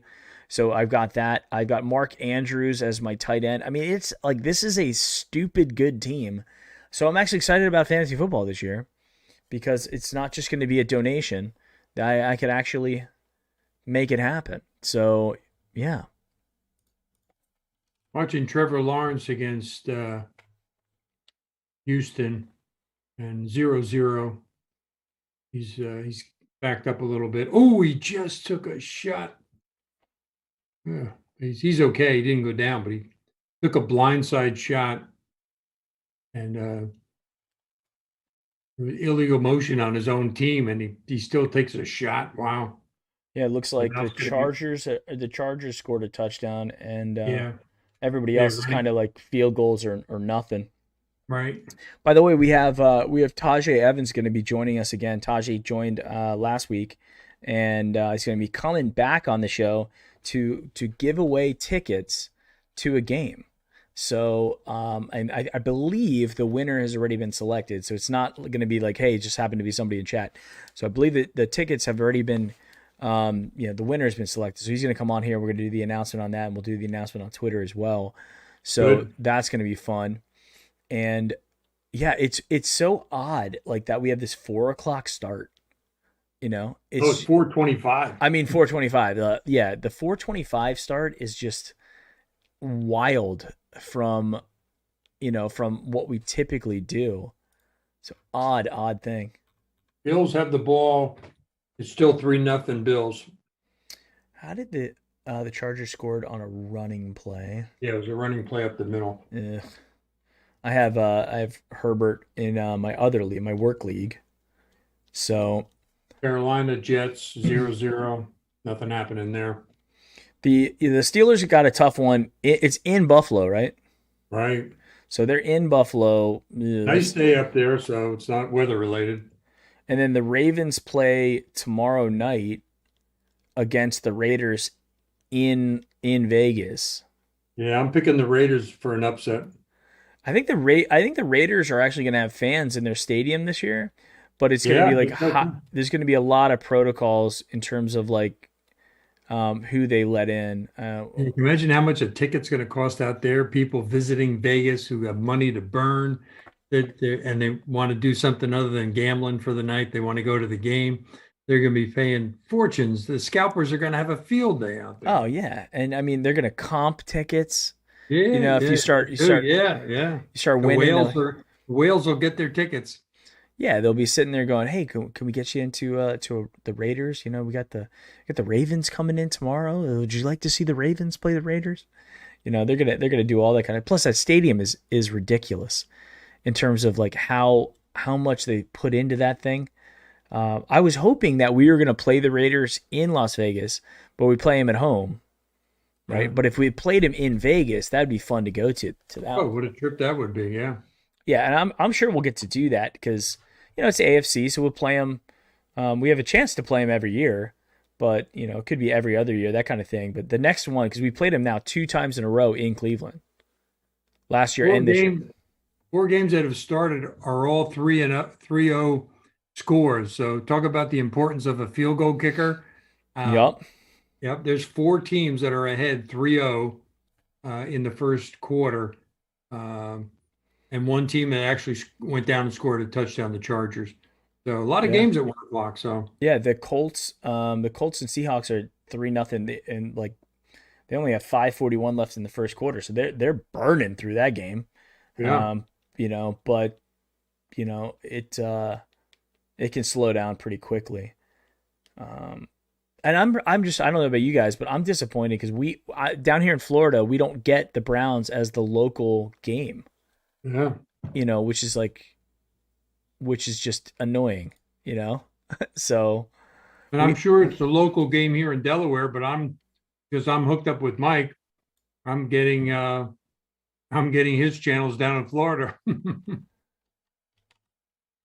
yeah, so we're gonna have to get creative Right. on how we watch this game, like because the NFL just refuses to make it easy for fans to watch their football games. So it's just pretty wild, right? But nonetheless, we will persevere. And then, Dad, you're coming down. You'll be down here, right, for the next game. Next week, we leave on Friday, stay overnight in Lumberton, arrive on Saturday, and I will be in your theater room, God willing, on Sunday for the Texans game. Yeah, Mid's plug says that he's got to go to a bar. He's in Clearwater, so he can't watch it either. It's like, I mean, I guess that's good because we're giving business to. Oh, there we go. We got Ellis in. He's coming in sideways. Oh, my sideways? Hold on. You're sideways. We got to turn you. Hold on. Oh, we lost him. I think he might have hit the button. He'll come back. But yeah, I mean, I guess it's good because we're giving some business to some small businesses, some bars, like kind of things like that. That's always good. But it's unfortunate that we can't watch it in the safety of our own home. We used Comfort to do of that, our right? own. Remember, go to Browns backers, find a Browns backers bar, and Yeah. go celebrate with our friends. I was telling somebody yesterday, I was like, my dad used to take us. I used to go to those bars in central Pennsylvania when I was a kid because they had those big satellite dishes, like the big giant ones, right? Steelton. We went to Steelton. Yeah, were they all in Steelton or were they? That's where the Browns backers were in Steelton. Yeah. Steelton. Okay. It was Chris was talking when he was talking about how he's got to coach his son's football game. Do you remember when I was playing like Pee Wee football? And we would do like church and then Pee Wee football, and then we'd have to like Run to get out to the Browns game. We didn't always get there at the kickoff, but we were most of the time we got to watch the majority of those games. I think you were more into the nachos and the sodas and the desserts that kept coming as we were watching the game. Some of those seasons were rough. I mean, that was the Tommy Vardell era, so it was like, it wasn't always, it was Kosar and then it was Testaverde, and there was a lot of those games that, we were getting blown out or we weren't winning. So, when you're losing games and you're with a bunch of people in public, it's not always fun. There we go. We got him. His audio's connecting. It'll come in. There we go. Ellis, There he is. Gentlemen, my guy. can you hear me? Yes, Yes, we we hear you can. loud and clear. Man, it's good having you brothers on all in one room, man. I listen to you guys. Great job, man, that you guys do. Phenomenal job. And it's like a taste of home right here in Orlando. I love it. Yeah. Yeah, I mean it's surprising how many fans that are out here in Florida that are transplants just like us, Yeah. Yeah. So where's Dad? Where's Dad at? Dad, you're up. My dad's still in Delaware. He's going to be down here next Thursday? Next Friday, we Friday. leave Delaware, close up this house here near Bethany Beach. Okay. And then we have a house being built like 5 minutes from Michael, and it's due to be finished by the 23rd. We have a walkthrough on the 20th, but we leave here on the 17th. We're going to stay in an Airbnb for a week. And I'll be in Mike's his theater room on Sunday for the Texans game. So Dad, listen, I gotta ask you because we're OGs, and I was listening to you guys earlier Right. when we were talking about what the feeling was like. I know I was at the Jets game as well, but And I saw it on TV. I watched it on TV.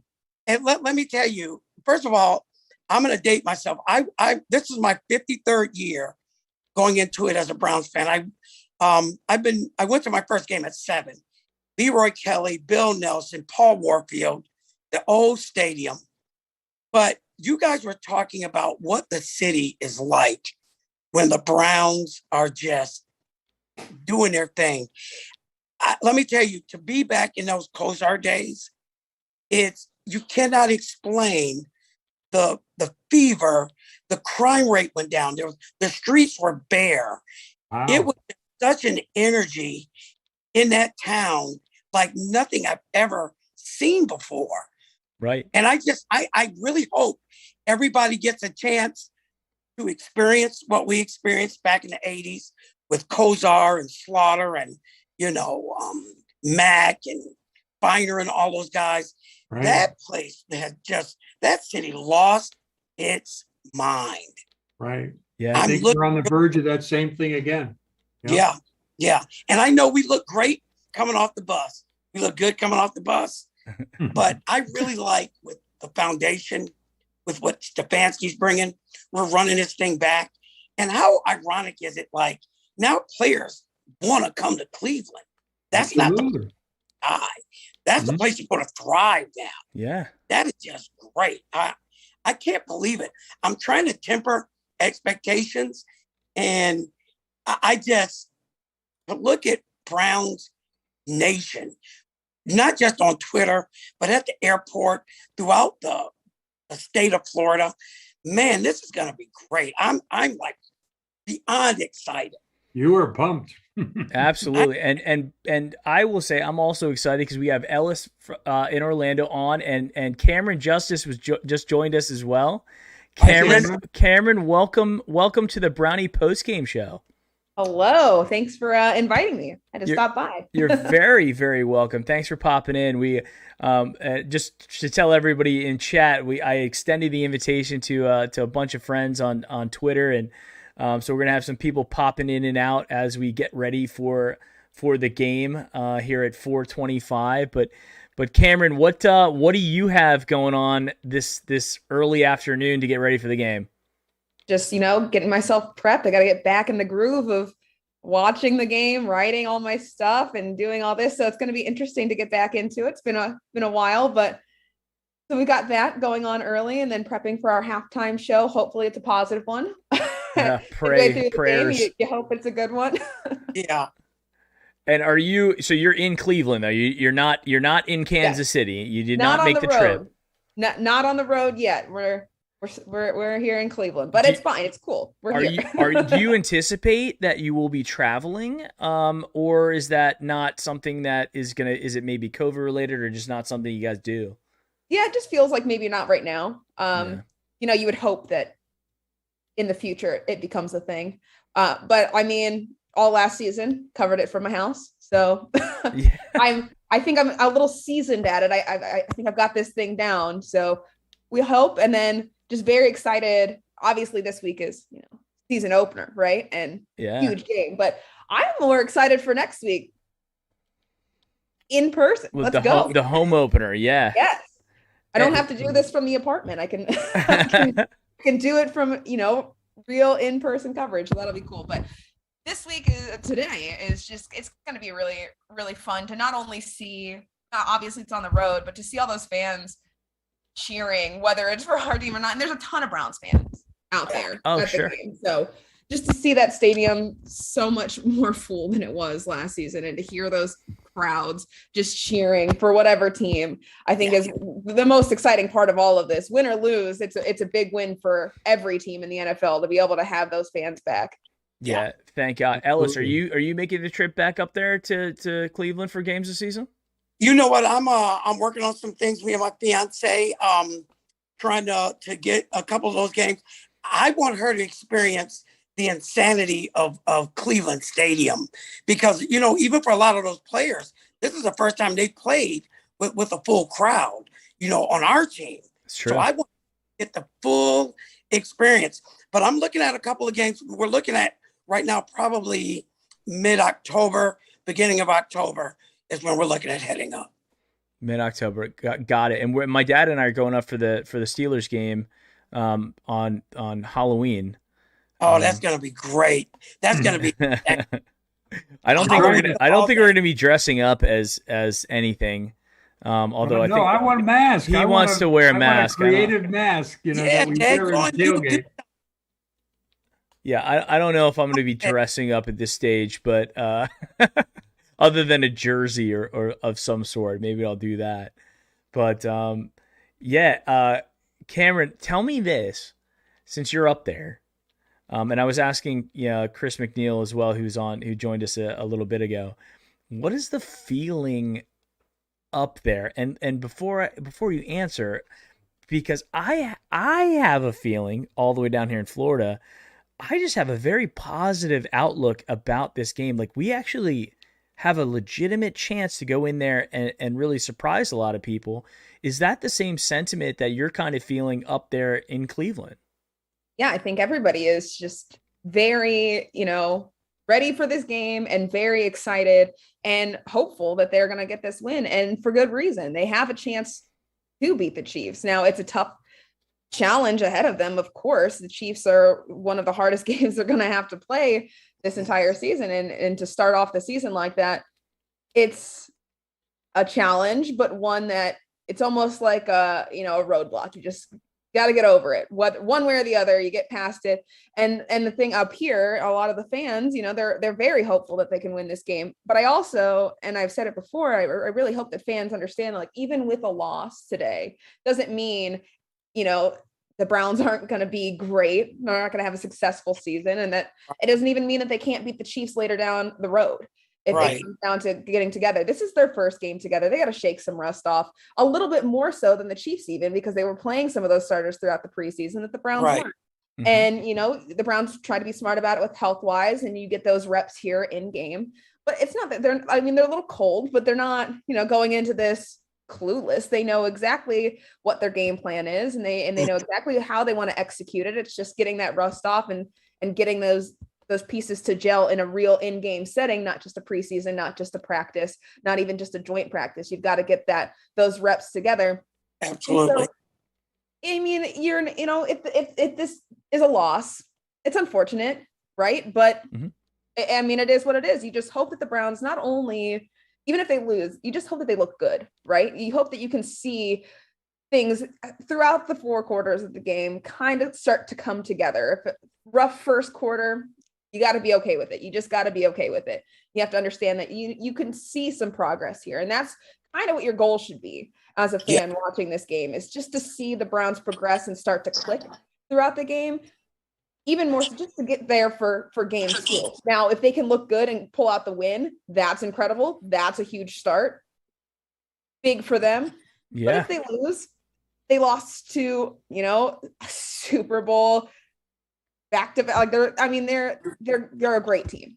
Yeah. Patrick Mahomes is there. It's not, you're not going against Chad Henne anymore. It's Right. Mahomes. It's their start. The only, outlier on their team is their offensive line to see. And so that will be kind of where the Browns will look to exploit with their super strong defensive front. Now you've got that going against a new offensive line for the Chiefs. So hopefully you'll see that kind of being overtaken. And I think it might be more of a defensive win for the Browns if they win this game. I think the defense might be the one to pull it out, which is crazy to say after last season. Yeah. It was kind of the opposite. You kind of needed that defense to step up. I think this season, especially in this game, the winners of it might be the Browns defense if they can start to gel and really take advantage of their situation here at Arrowhead Stadium. But it's going to be fun no matter what. And I think fans know that around here. You go to the grocery store, you go to the gas station, everyone's in their Browns gear. Everybody knows what day it is and what they're going to do this afternoon. So it's a great vibe here in Northeast Ohio. It's really cool to see. That's Don't awesome. go to the 480 bridge and jump off after the game. There's hope. It's a marathon. It's not a sprint. Exactly. Yes. And that's what it happened last season. A lot of fans wanted to burn the whole thing down after the week 1 loss. It was a bad loss. It was really bad. it That's was scary. an unfortunate start. But look where they got throughout the season. So don't hang your hats on just one game and one performance, especially against such a tough team like the Chiefs. Take it in stride. Let the season continue. Let the Browns continue. Be excited that football's back no matter what. The Browns are back. You guys get to watch football, guys. Yeah, I literally, when you said that, I literally just got chills, and I sat there and I'm like, in a couple hours, we're going to be watching the Cleveland Browns playing football. I mean, today is such an awesome day. Win or lose, we're watching the Browns play football, which is always awesome, right? To put Cameron's comments in perspective, Hambone just put on chat, you might have seen it, Roethlisberger is looking like he did at the end of the season. So he's not looking too good. That's not what we want for Baker. We want Baker to have a good game, but we don't want him to have a comment like this posted that he's struggling right off the bat in the first and second quarter. So doesn't look like Roethlisberger is the old Roethlisberger at this point. We'll see how the game progresses. The Bills are tough, so I'm keeping my eye on that game. And guys, if I could say this, first of all, we're coming in with some dudes too. Now we've got a whole different defense. I love being the underdog. No one's expecting us, to win in Kansas City, so we got them right where we want them. We're playing with house money. As long as we don't get boat raced, and we can't worry about what any other teams do. All we can do is control our own destiny. But I'll tell you this, Stefanski is still stewing on the loss from last year in Kansas City. He's going to have this team ready. This team has thought about that very last game, the quarterback making that fluke run. That doesn't happen again. Not with the guys we have. So I like playing with a chip. I like where we are. This is a gauge game. Let's see where we're at. Right. Let's see where we're at as far as the guys we have with our talent. And as the season progresses, it's not how you start, it's how you finish. Absolutely. And as you're saying that, we actually had Tajay Evans has joined. Tajay, I believe you're muted right now. Yeah, I am. Welcome back on. So we've got Cameron Justice and Ellis from Orlando, and my dad. So how you doing? Taj, how you doing? And so we've got Tajay as a interesting announcement. I'll let him do the announcement. Yeah, that's my little one making noise. So I'm doing a tailgate. So I'm having people over right now, but I wanted to hop in to let everyone know that I've been running a sweepstake for 2 tickets to the Browns versus Broncos, which is the Thursday night football game, and we have a winner for the game. So I wanted to announce it on your show. Let's do it. Who's the winner? So the winner is going to be, so his Twitter name is B Schmolt, BSCHMOLT. So congratulations. You have 2 tickets to the game. I'll DM you and let you know so I can give you the tickets. Well, congratulations. I'll make sure we clip this as well, and we'll put it out there on Twitter, and let B Schmolt let him or her know that they've won tickets. And I think that is tremendously generous of you, and very awesome that you're doing that, Tajay. So I thank you very much for doing the announcement on the show. It's awesome. Absolutely. And just to let everyone know, we're going to also do a sweepstakes for some Browns versus Steelers tickets. And we're going to announce the winners at the end of September. So make sure you go to my Twitter page. We're raising money for a charity. And so all you have to do is a raffle. So you just have to buy a ticket, and then we're going to randomly select a fan to get tickets to the Browns versus Steelers. Nice. Excellent. I'm going to put your Twitter handle in the chat right now for everybody to see and follow my man Tajay at TWE_ESQ. I would assume that those are your initials _Esquire. And so, yes, everybody please give Tajay a follow. Get your chance to win some tickets. Get out there. Look at that little guy. Yeah, he's excited. This is going to be, I was away at training because I'm in the Navy. So I missed his season opener last year. So I'm excited I get to watch the first game with my little one. So I'm pumped about that. That's beautiful. I will be watching with my little one as well, since this is a 4:00 game. My youngest daughter will be awake, and which is always an adventure for Browns games with a 2.5-year-old. Without a doubt. Yeah. And they usually ramp up right around game time for whatever reason. Yeah, my wife is like she's on like stress level 11. Yeah. But I told her like Cameron was saying, okay, obviously it's a big game, and we're all really passionate Browns fans, but we have to hone in our expectations just a little tiny bit, because we are playing, the current AFC champions, and who has one of the most dangerous players, honestly, probably outside of Tom Brady, and Madden would agree, the face of the league in Pat Mahomes, who has earned that. So I told my wife there will be no yelling today. There will be no angry, I'm just going to sit back. We're going to enjoy the game. We're going to watch Browns football. We're going to root currently against, the Steelers and everything like that. So it's just to try. I'm going to bring down, the blood pressure level today. You're just going to enjoy it. It seems so easy. I don't know if it's that easy for me. I mean, I got my expectations tempered, but I'm excited, and it's hard for me to bring down the excitement for the game. Cameron, I have a question. I have a question before you go. Yes. Is it difficult? Because I know you're a Browns fan. I know you're a passionate Browns fan.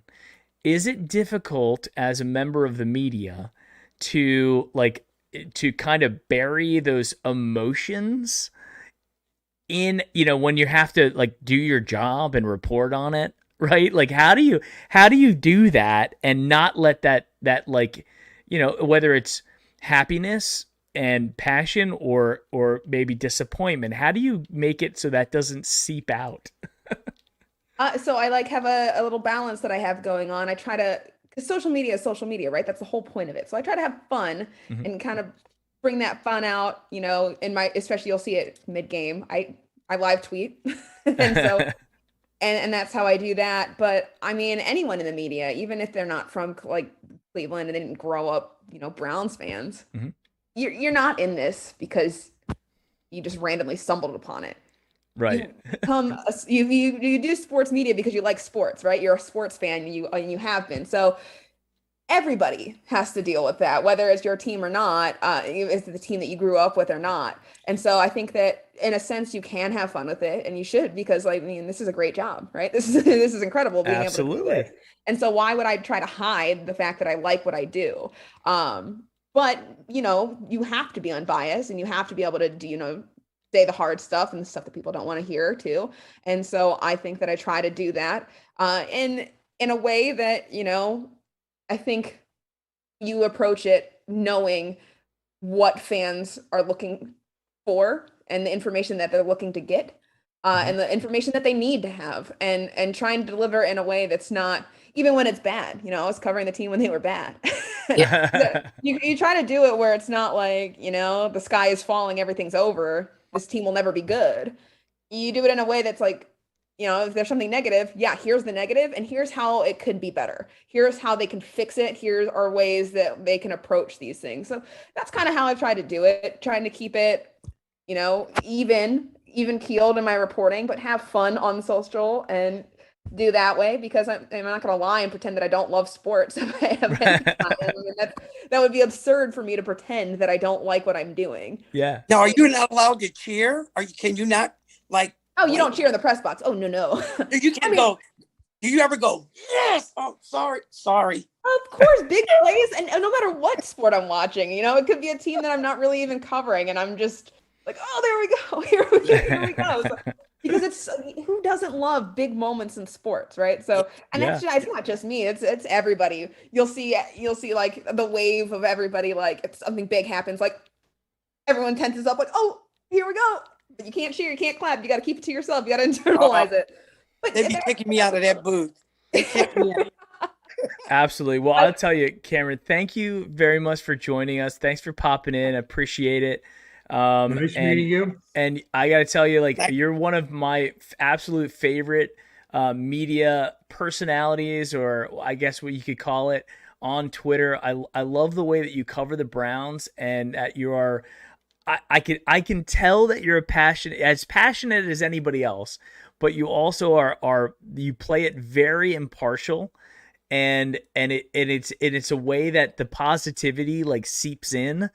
And which is honestly, it's not always the case with the media, whether that's local or national. So that's why you see me. I have your Twitter account on alert. So when you have the tweets, when you tweet out, there's a couple people, and I have you on there, and I'm like, oh, that's an interesting. Let me go ahead and retweet that. So I apologize in advance just in case I tweet anything about The Bachelor in Paradise or something not Browns related. Well, that's when my wife will come in and she'll be like, oh yeah, see Cameron's great because she's got both of us covered. You for the Browns and me for my reality TV. I've got you both. There you go. Well, thank you so much for joining, Cameron. I really appreciate you popping in. Yeah, thanks guys. Have fun. Enjoy the game. All right, see ya. Nice meeting you. So, Michael, I'm going to get ready to go. We got people here, so I'm going to start hosting. I did want to give a shout out to Randy. I sent you those pictures of Randy. Yes. He is a new Browns fan. This is his first Browns jersey ever, and he wanted to make sure that he wore it while he was doing yard work this morning. So I wanted to make sure he got a shout out. So I'm glad everyone is excited. We're getting new fans, and we're excited for what's going to happen this year. Let me pull up the pictures. Yeah, he's gonna love this. There he is. Hey, Tajay, does Randy have any idea what he's getting into? You know what? He's already had to deal with me, and I've been a lot, and so now he's embracing it. I think I'm running it off on him, and I'm excited. He's always watched the Browns, but he's never went out of the way to root for the Browns. So he's doing it this year. Right. Well, that's beautiful, and he's got the orange pants and everything. He's a big Baker Mayfield fan. He loves his progressive commercials. Every time he has a new one, he calls me up and we talk about it. I tell my fiance, I go, listen, you can get out anytime you like. I'm dying in this, so you don't have to do this. He looks at us sometimes like, oh my God, you guys are that serious. But she actually has had such a good time. I've taken her to her third game. We were in Jacksonville, and the crazy part about it, we're being shown on TV in Cleveland and Jacksonville, and my phone is blowing up. People are coming down, hey, here, you also in Orlando, can I take your picture? My fiance goes, is it like that? I go, man, take this guy's picture. Yes, we're family. It's bigger than she even can fathom. It's family. But you guys, I hope you guys enjoy the stream. I hope you guys enjoy the game. I'm rooting for a big win. And if we can somehow pull this win out, it's going to be amazing. But yeah, enjoy the rest of your Sunday. You too. Rajay, thank you. Thanks for coming back on, man. Thanks for the tickets, and we'll make sure that when you tweet that out, I will blast that out and help amplify that as well. Yeah, absolutely. Thank you. All right, see you, man. Have a good party. Bye. See ya. Hey, Mike, really quick, I wanted to ask you this. Remember, as the Browns and the Steelers are playing, I thought I was in the upside down when all this was happening. Remember, I called you. I go, Mike, what's happening here? What is happening? We were like up 21. I was like, I don't know. I don't know what's going on right now. I think my dad was. We were watching that game together, and I was like, I had no idea. I was like, this is magical. Oh my God! It was like 20 years of pain that was delivered in a magic moment, all at once. That was a great night. There's going to be plenty of those to come, and I just want to tell Cleveland, listen, man, we are in a great time right now. We've got an organization that actually knows what they're doing. Andrew Berry is like everything. He's got like the Midas touch. Everybody he drafts. I mean, how often is it that we know our 6th round pick now? Mm-hmm. You know, this guy, we're building a good nucleus and foundation. So I like where we're headed. I really do. Absolutely. We got a new super chat that's coming in. I don't know if the alert's going to hit yet, but I see Max Nikolenko came in. My favorite Baker progressive commercial is with him and Jedrick Wills having a book club. There it is, the book club meeting in the stadium. You know what this funny thing is about the whole progressive commercial thing? Like they're kind of cheesy and campy. But I gotta tell you, both and I don't know if they like took like acting classes or something, but both Baker and Jedrick specifically, is very believable. Yes. Like he is great. He looks all like concerned, like, let's kick him out the club. Yeah, put him out. Yeah. It doesn't look like he's trying to. It looks very organic. Exactly. And, I just think that's awesome for, and here's the thing. With the Browns, there's a lot of star power on the Browns right now. And I think it's honestly awesome that our number one draft pick last year, our offensive lineman was the guy who's in the Baker commercials, right? Yeah. It could have been any of those dudes. I mean, any of them. And we got Jedrick Wills, and he's done such an awesome job. Jedrick also is a very close friend of Cleveland Cam, one of the best gamers in Cleveland. And they play like Call of Duty together. And Jedrick, by the way, is an exceptional Call of Duty player. Wow. Like bordering on pro. He's that good. So he's a cool dude. I haven't met him yet, but maybe down the road I'll be able to do that. So, but I from an acting perspective, I was just impressed. Yeah. And Baker's totally at home with even the first lady. She's right in there too. They look very comfortable in their acting roles. So yeah, absolutely. I can see him doing a Saturday Night Live or something. I can see I can see Baker doing that 100. If he wins if we win the Super Bowl, you better believe he's going to be on Saturday Night Live. It would be hilarious. Yeah. They ran a lot of Brady commercials the other night for the first game. Seemed like every other time they went to commercial, Brady was doing, a reality type of thing, like an offshoot of what Baker does. So they've seen how effective it can be. Yeah. And how much the fans enjoy them. And obviously, if they make them funny, it'll be even more popular. So absolutely. Yeah. Just a quick update. Steelers are still at 3-0 now into the second quarter. Ben Roethlisberger is 5 for 8 for 47 yards. No touchdowns, no interceptions. Najee Harris currently has carried the ball 5 times for a total of 6 yards and an average of 1.2 yards per carry for Najee Harris. So again, we are witnessing a big problem in Pittsburgh. Their offensive line cannot create opportunities No. for these running backs, which is the thing. So when they drafted Najee Harris, I sat there and I'm like, they're treating, they're not treating the disease, right? They're looking Right. like, okay, we're just gonna put, we think it's the running back. It's not the running back. They don't have Right. they should have drafted the offensive line and rebuilt Right. that, Sure. and that's what you're seeing here. It would be, how amazing would it be, guys, if we had a week 1 shutout of the Pittsburgh Steelers. Now, meanwhile, like, we haven't played yet either, so I don't know what's gonna happen with Well, us. But It's Right. early in that game, and the Bills are not lighting it up on offense, so that means the Pittsburgh defense is playing pretty tough. So they're hanging in there, and you know what happens in games where teams hang in there. Mhm. They hang in there long enough to make a big play at the end. And I watched some of the highlights of the college games, and Jacksonville State was playing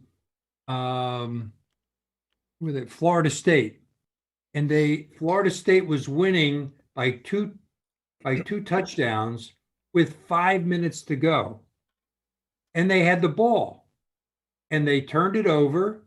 The other team threw a bomb. They scored a touchdown. They got the ball back with less than 2 minutes. On literally the last play of the game, they're down by a couple of points. The last play of the game, the guy throws not a Hail Mary, but the guy was going down the sidelines. The guy caught it, and one defender tried to make the tackle. He missed. The other one sort of gave up, thinking the other guy was going to make the tackle, overran the play. The guy cut back, and he waltzes into the end zone. Jacksonville State beat them. Florida State, two games in a row that they've lost now at the end, and I'd hate to be that coach. I mean, Oh boy. not good. And the other comment I wanted to make is watching and listening to comments on my phone from some people that are chatting with me separately, and evidently the Titans are not off to a good start. the Titans are not. Yeah, they're losing. And 10-0, second yeah, quarter. the comment was Tanner Hill looks like he's on the Miami team. That's how bad he's off. Well, to a start. they had another. And again today, New Orleans. They're playing the Cardinals. the Cardinals. Arizona.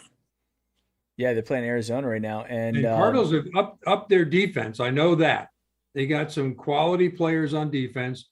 We know they can score some points. JJ Watt's on the team now. Yeah. So they're playing them tough, and Titans don't look good. My friend Mike Muhlenfeld is pulling his hair out. Chandler Jones for the Arizona Cardinals has 3 sacks in the first quarter. Wow. Okay, that is scary. Myles has already got somebody's got to catch up to. Dude has 3 sacks in the first quarter. Well, anytime these guys start, most of the time when they were playing in preseason, they were running these vanilla offenses. Everybody's trying not to get hurt. And, these guys have to knock the rust off too. So I hope that we just keep it manageable, even if we're not going on all cylinders, and not let it get out of hand. Mhm. And just, they'll find their rhythm, man. To me, like I said, it's a marathon. It's not a sprint. I would love for us to get off just like we did with the Pittsburgh game without us letting them get back into it. We've got the horses now to actually kind of enjoy a blowout, because we've had many games where we scored 40 plus points and we're still kind of hanging on. Yeah, 'cause we nail got biters. the rest of these clowns back there. So I feel we're gonna enjoy some games this year. Yeah, Allen's not off to a good start for the Bills either. He's like 7 of 19 for not a lot of yards, so he is struggling getting out of the box, which is not good for the Bills. Right. But at least their defense is holding the Steelers to 0. Jets and Carolina 0-0. Nothing happened in that game. Man, a low scoring first week so far. So far, yeah. Well, who knows? The Lions and 49ers, It's second quarter 14-10, so they're scoring some points there. Trey Lance has already came in and thrown a touchdown. Wow. He's 1 for 1, 5 yards and a touchdown. Jimmy Garoppolo is 4 for 4 for 67 yards. So they have not thrown an incomplete pass yet in for the 49ers. Meanwhile, the Lions with Jared Goff is actually looking pretty good too. He's 12 for 16 with 76 and a touchdown. Wow. That's a good start. So he's not off to a bad one either. And then the Vikings are up 7-0 on the Bengals.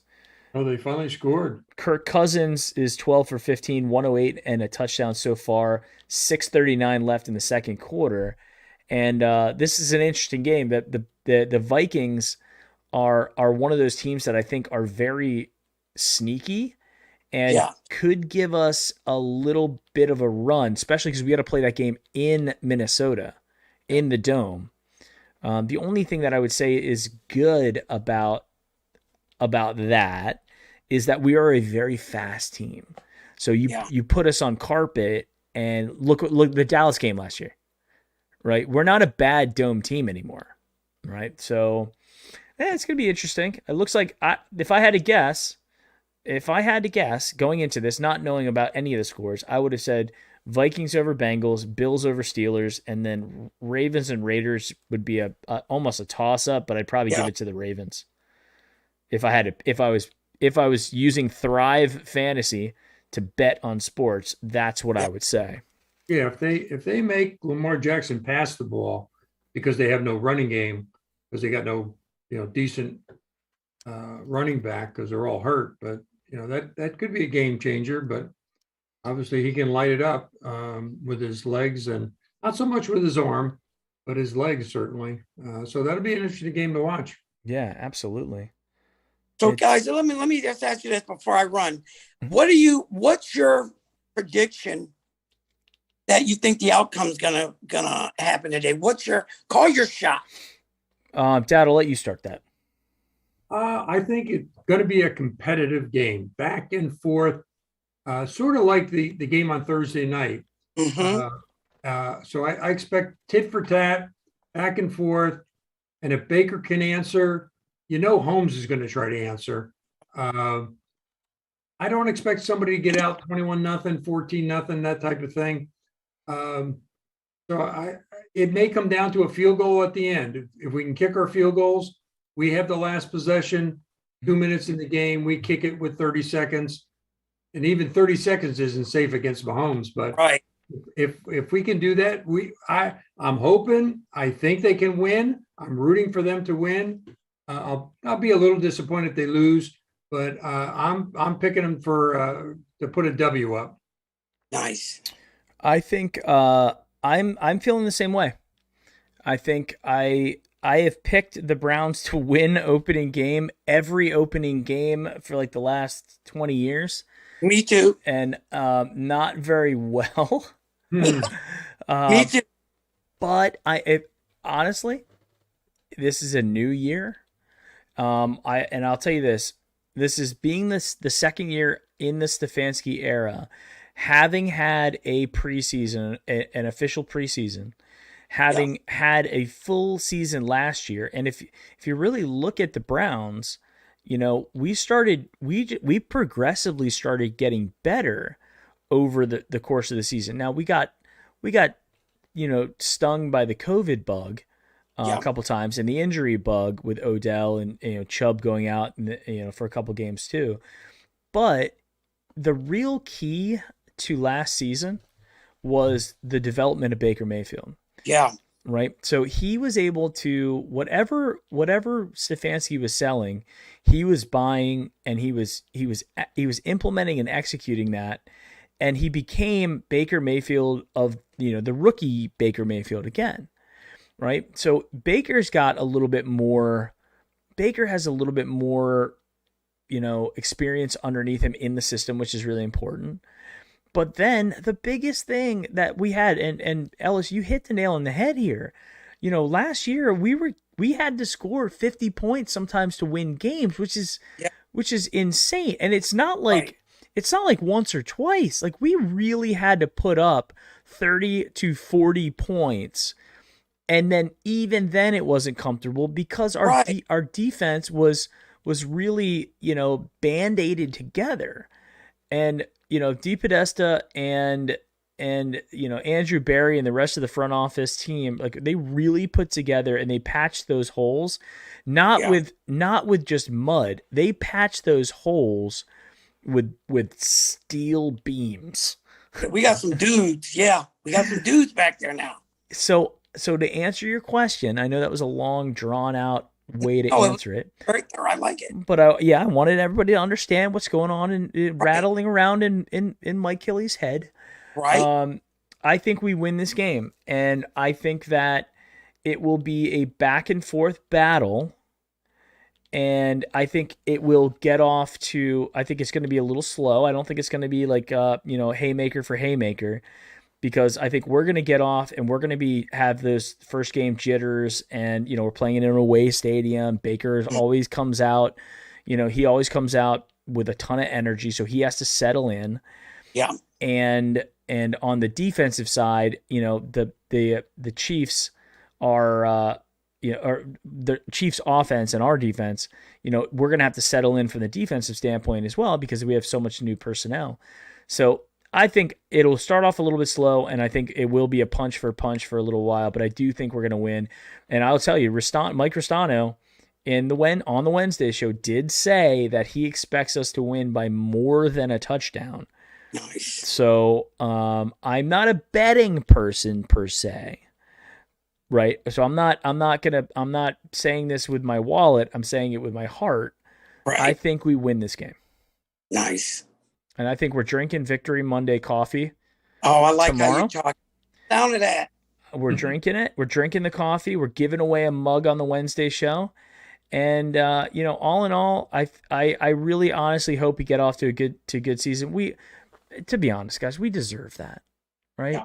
We deserve to have a good opening game where we're excited, know. So yeah, I mean, what I would hate to see happen though is I would hate for us to have a great game against the Chiefs and then have the Texans come back to Cleveland and the Texans, give us a game. Oh, right. Yeah. So I think I'd rather lose this one in a nail biter than have to, give up the next couple games. But Right. Ellis, what about you? I'll throw the question back at you. What is your thoughts here? Man, I've had a long time since last January to think about this. And I see what we've done in the off season, and I've seen development throughout our team. I think this is a different Browns club. I think they've been marinating on this since that final snap. I look at, for instance, Myles Garrett to take the next step into stardom and to not just be a part of this team, but take this team over. Just like as contagious Baker Mayfield is on the offense, Myles is going to do that on the defense. I think the game starts off for me. I think the Browns come out and get up on the board first, and they look like they're running on all cylinders. Yeah. I see us coming out with our running game. I know Kansas City is putting 3 rookies on their offensive line. I look at our defense, our front 4 to be able to wreak havoc without having to throw blitz packages, because Mahomes eats the blitz up. Mm-hmm. I even see him. Listen, you cut him open. If he bleeds, you can kill it. Now, he's a bad boy. I give you that. I think these guys play with a chip on their shoulder. Get a couple turnovers. I see us driving. I even see Odell Beckham getting in there and making a difference. I see us, when I'm even going to call a score, I'm going Browns 38, Chiefs 28. All right. I'll live with that. I like it. And we have Victory Monday. And we got Victory Monday. And here's the other thing that we haven't really talked too much about, but I think we mentioned it when Reflog was on. The Browns, we have not seen Myles Garrett yet in 2021. We have not seen Nick Chubb yet. We have not seen Jadeveon Clowney or Denzel Ward yet. We have not seen Jarvis Landry or Odell Beckham yet. Yeah. Okay? And we were still doing really good in the preseason and won all of our games, right? So, guys and girls out there, this is a scary potential group of talent that we have going into this game. And if that talent comes to fruition, we actually see the fruits of that, then there's no reason why it shouldn't be a 37-27, 38-28 type game like Ellis was saying, right? We have the roster for this, guys. We were We even have built for depth. this. Like even you look at the depth we have. Yeah. How often have we had this much depth? There's not a big fall off when we start putting in other tight ends and other receivers. We have depth. You're absolutely correct. the only kind of scary thing is the special teams kicker situation, right? But you know what overcomes that? Touchdowns. Yeah. So just keep scoring touchdowns. Yeah. And you don't have to worry about field goals and extra points. You just keep scoring touchdowns, right? So I think we win this game. I really hope we do. I'm gonna have fun. I'm gonna have fun watching it no matter what. And no matter what, we come back to Cleveland next week, and we got a very not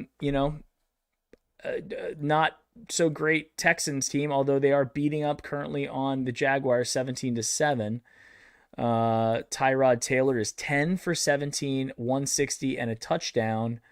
And so it is, the Texans are looking pretty good there against Jacksonville, but I mean, it's Jacksonville. So Right. then they're going from Jacksonville to, which is arguably the worst team in the league, right? I mean, they had the first overall pick for a reason, to the Browns in Cleveland. Yes. And that's going to be it's going to be ramped. Yeah. Oh, it's ramped. That'll be an interesting one. I got to step away for a second. Ellis, good seeing you. Hey, Good yeah, luck. absolutely, Dad. I'm looking forward to having you down here, man. Like I was telling, we have to get together. Absolutely. And Mike, I appreciate you having me on. I've got a couple other obligations as well. And I just want to tell our fans, sit back, enjoy the ride. It's going to be a great season. We are now relevant again. We're relevant. It's beautiful. Right? It's a beautiful thing. But have fun.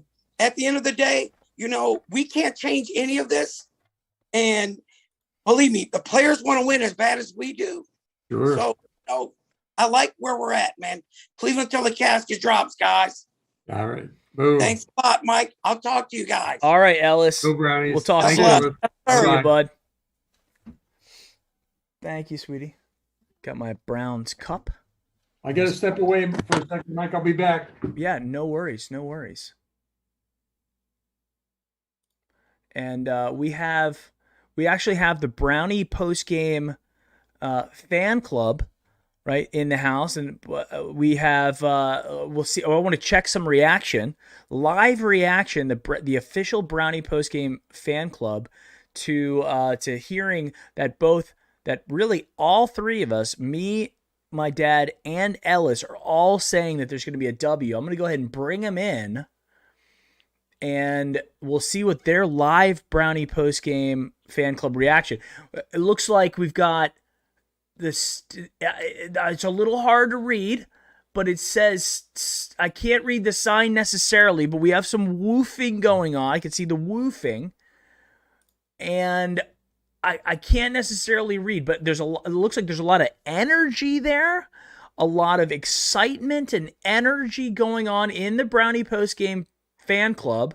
Looks like there might be a beverage, and I can't read the sign. It says senior curiosity.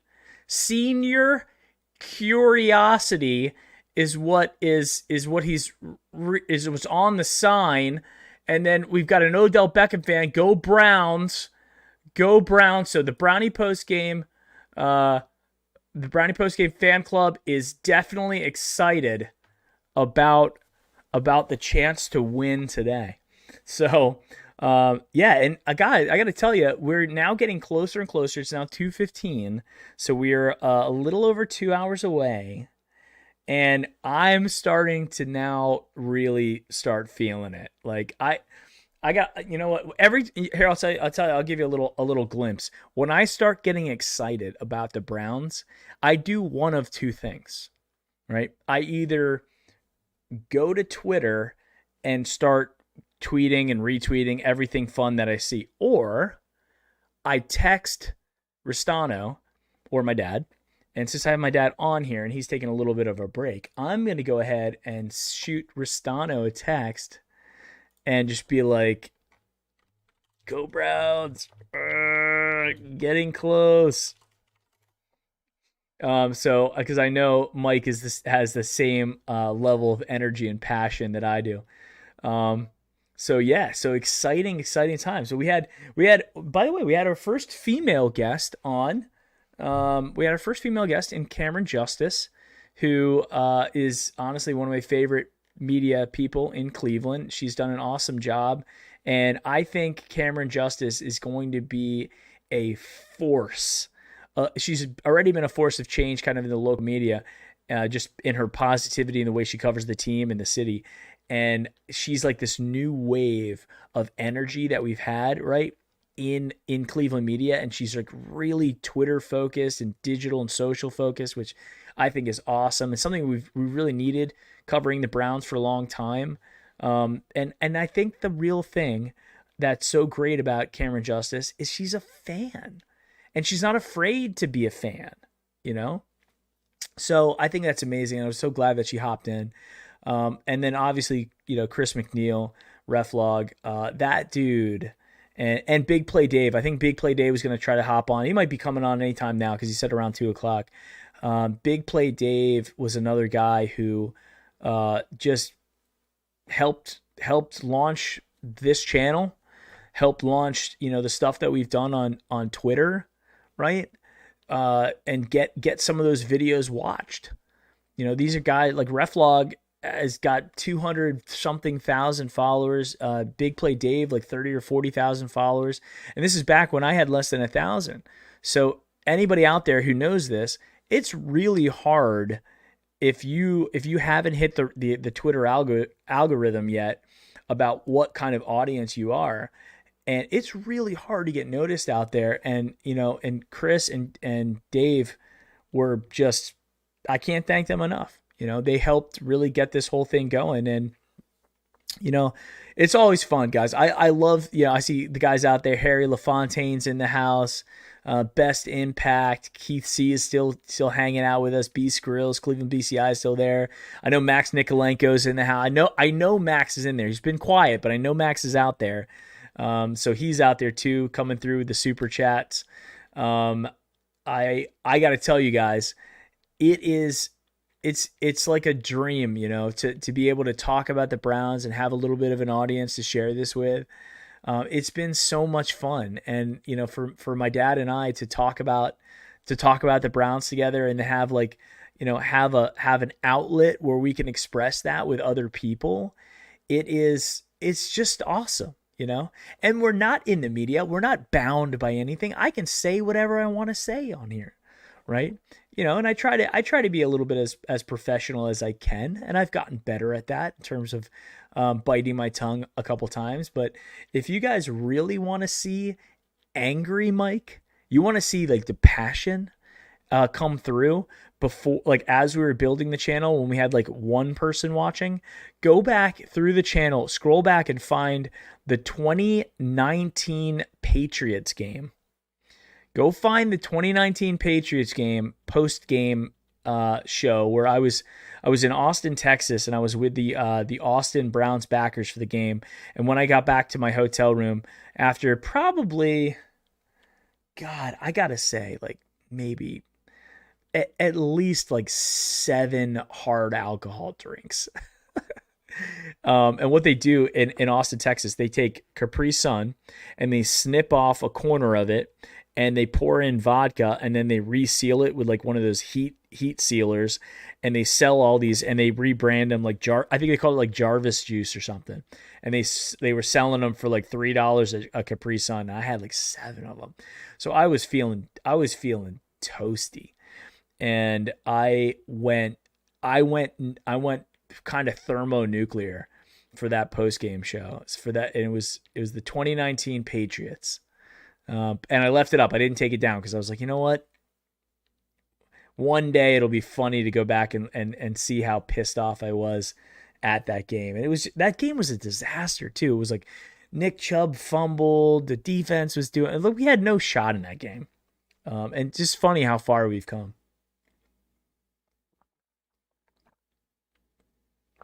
Excuse me as I take a sip. Let's do some quick NFL score updates. I know you guys are probably watching a lot of the games at home as well. But I'm continuing to glance at the score. Seahawks 20-10 heading into halftime. It is 41 seconds left in that. So Seahawks over the Colts right now at half. Texans, like we just talked about, beating up on the Jaguars 17-7 right now. 4:42 left in the second quarter. Eagles and Falcons are in a close one. Coming up to halftime there as well. Chargers are up 10-6 on the football team. Stupidest name ever. Bills are still hanging on to that 3-0 lead against the Steelers, which I would have much rather that be more. The 49ers are now opening up a little bit on the Detroit Lions. It's now 28-10. And the 49ers at halftime, going into halftime, right? And this is probably going to be set because Detroit Lions have the ball on their own 25, so they're driving now with 1:10 left. I don't know how many timeouts, but the 49ers have not thrown an incomplete pass. It is 7 for 7 for Jimmy Garoppolo and 1 for 1. One pass from second overall pick Trey Lance. Oh, no, third overall pick Trey Lance. One pass, 5 yards, and a touchdown. So the 49ers are trouncing the Lions, but it's 18 points. It's not insurmountable. So, yeah, there's that. So the Bengals have tied it up 7-7 with 42 seconds left, and they're coming right up to midfield. They're on the 41-yard line there. 7-7 Bengals Vikings. That would be an interesting one if the Bengals were able to pull out the win at home against the Vikings week 1. That would be not a shocker per se, but it would be an interesting one for the Bengals. Dad, welcome back. Yeah, I would be shocked at that. And did you talk about the Titans getting blown out? I have not gotten to that yet. We got the Jets are losing 9-0 now to the Panthers, and the Titans are down 17-6. I mean, it's 11 points. All right, it was 17-0. So at least the Titans scored either. I can't imagine they kicked 2 field goals. They must have got a touchdown and missed the extra point. They did, yeah. It was Tannehill ran in from 1 yard, so must have done like a QB sneak to do that. All right, good. Big shout outs to some other guys. We got Best Impact in the house. X-Men Avenger still here. Cleveland BCI, Beast Grills. My man Mids Plug, who's hanging out in Clearwater, Florida. Another Florida boy hanging out with us. Appreciate that. If you guys have not pressed the like button, please do me a favor right now and just press the like button on the video. It helps with the trending type stuff, and it helps give us some nice little algorithm bumps on YouTube. So press that like button for us, just so we can, appear there for everybody else to see. We will be back, by the way, for the post-game show. We're not leaving or anything like that. I'm just letting everybody know. Hit that like button, and we will be back for the post-game. Thank you, Harry. Thank you, Mids. Appreciate it. Thank you, Michael Elfers. Appreciate that, my guy.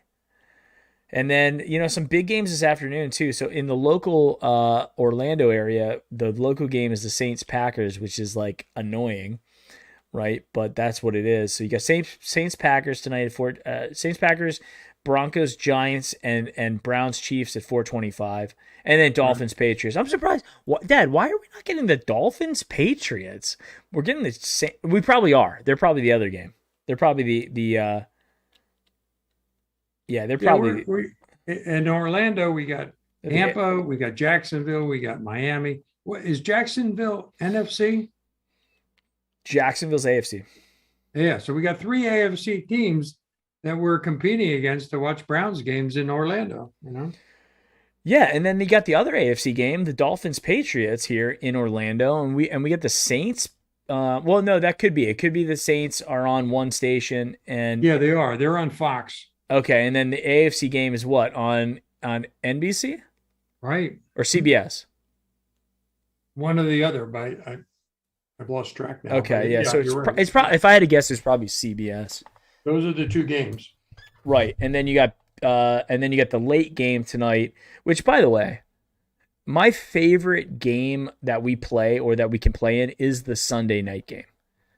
It's so well produced. It is. I love the music of it. I love the Sunday night game. The Monday night game, I don't care for too much, because it's like you don't get the Browns on Sunday, right? I'm not a Monday night football guy. I honestly wouldn't mind if they just got rid of it.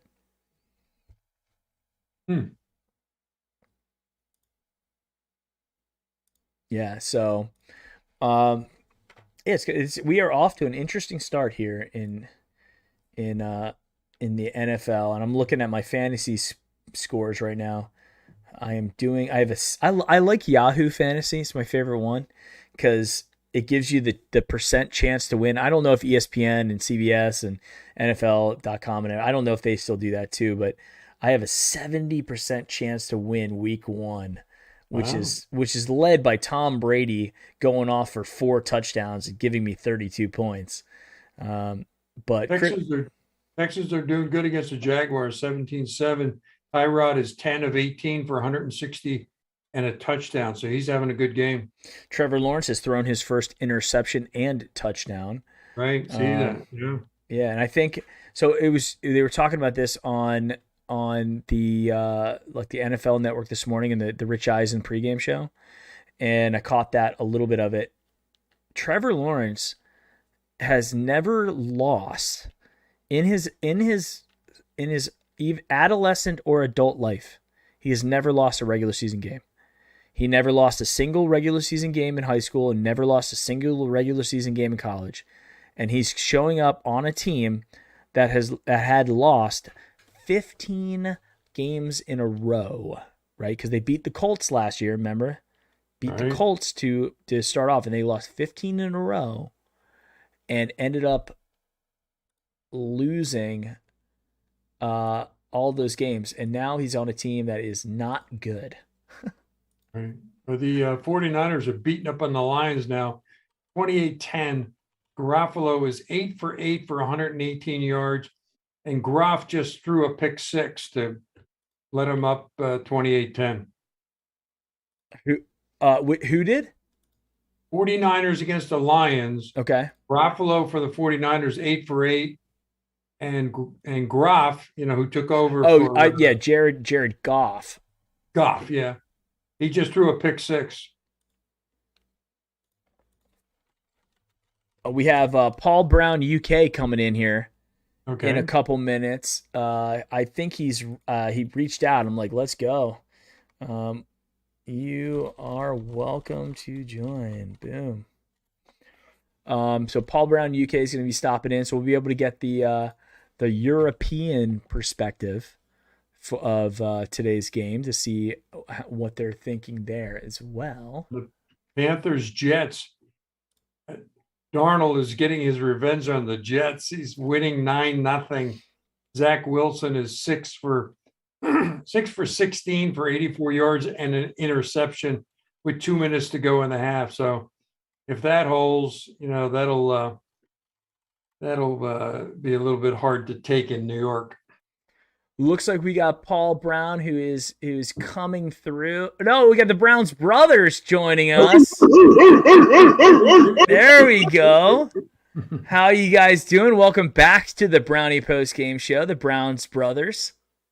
We're pumped to be back. I got Cheetos fingers, diving into the NFL game day snacks. Ready to go. Yeah, riled up. I'm just ready to take Kansas City to the brink of dawn. You guys Are are wearing you the same? Are you the same two guys that faked the behind the scenes at the game last year? And I thought you were there. I thought you were at the game, and you were. We are there. We weren't feeling the mask on the airline this time around. Okay. and you guys are rocking the whites today, I see. Yes, Daniel's got the 1946 version on. I've got the white Nick Chubb in honor of being white on orange in Arrowhead today. I think, just real quick, my predictions for the day. I think Nick Chubb runs wild. I think Myles Garrett has 2 strip sacks. Sure. And I'd love to see a turnover via interception from the defense. Hey, Well, I Pat like it. Pat Mahomes has never thrown an interception in the month of September in his professional career, so I would absolutely love to see that. No better time to start than now, right? I agree. Absolutely. Hey, real quick, Michael, what are your thoughts on watching these earlier games? The number change, like the college guys these days now, skill positions and defensive guys wearing any number they want. It's, Very it's throwing me off. It's horrible. It's throwing me off when I see Walker for us. He's rocking number 4, and I'm like, man, it's just odd seeing those numbers on defensive players. But I think at the end of the day, One.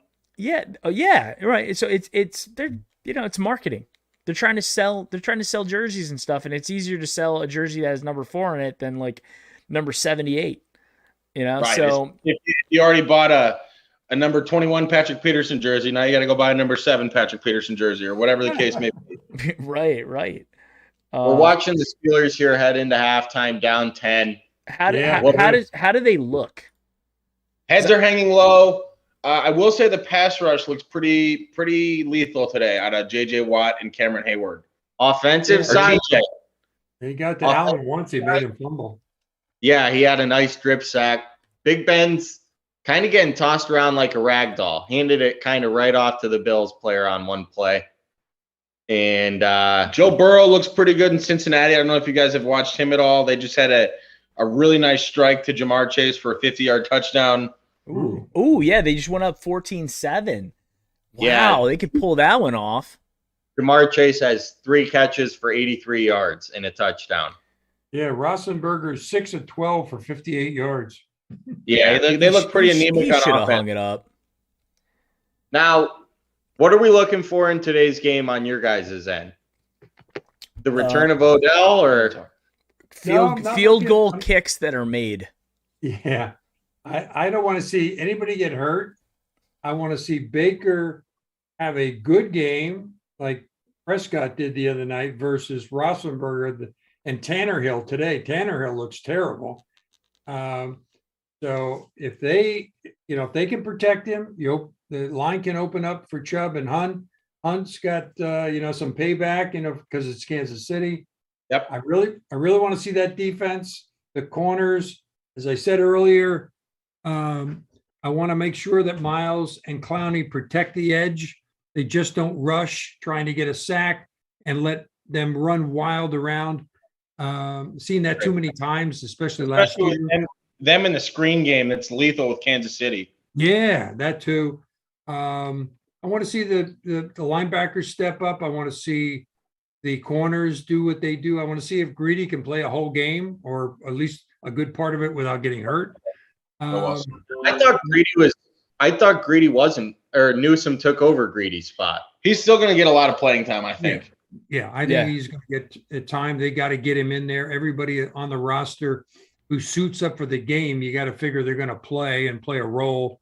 Like Mike said, the kicking game. I hope the kid can kick. He can handle the pressure.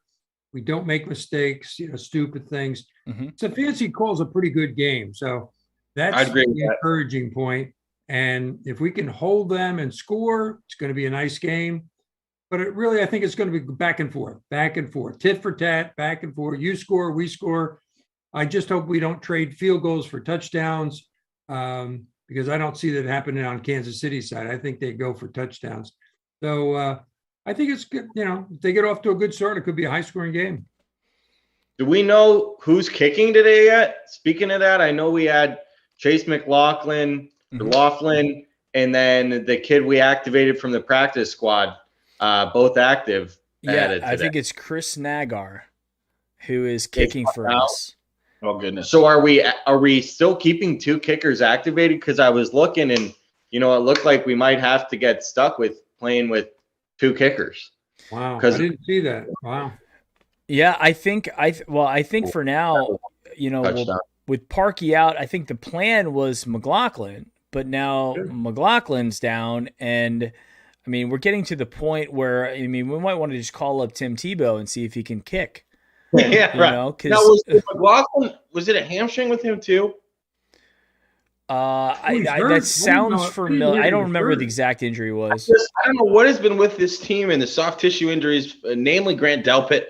I'm anxious to see him play this week. I hope he can make it through a full game, just like Greedy. I think both of those guys, I hold my breath when they touch the field. Yeah, and the interesting thing. So we have 2 kickers before the season started that have gotten injured. One severely, and one, weird enough that he can't play.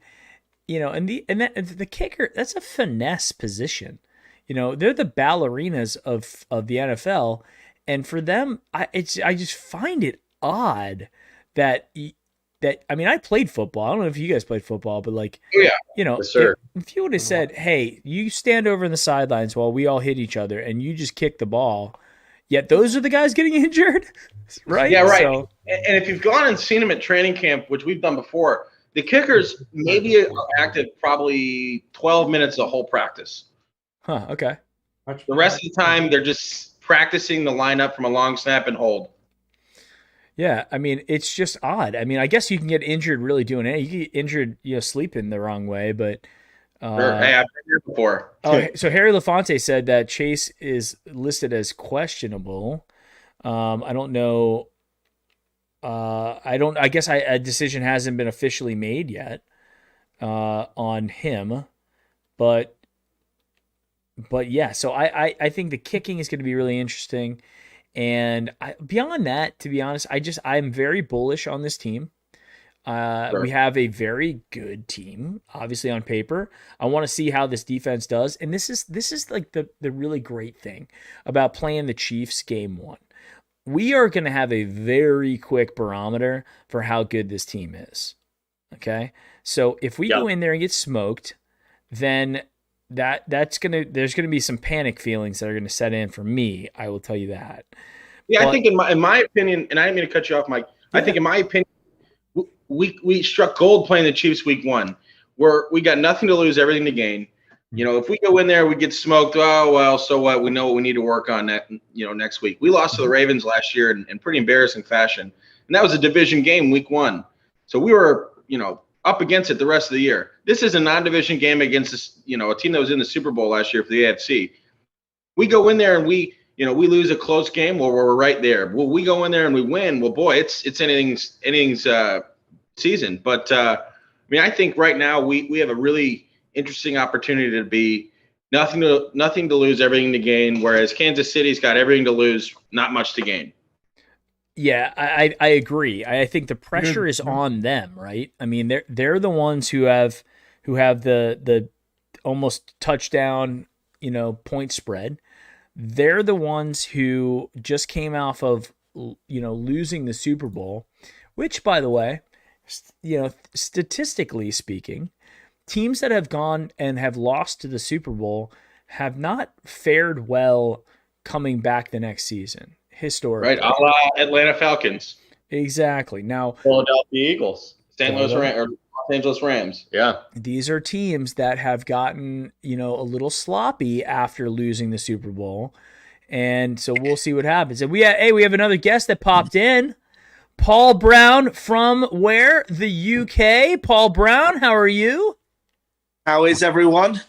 Good. Paul, doing well, brother. Good to see you again. Jesus Christ, you with Baker Mayfield is a dead ringer for him. Yep, I'm with him right now. I'm getting the word from him. He's saying, we got to take off. We're going to Kansas City to warm up the old cannon.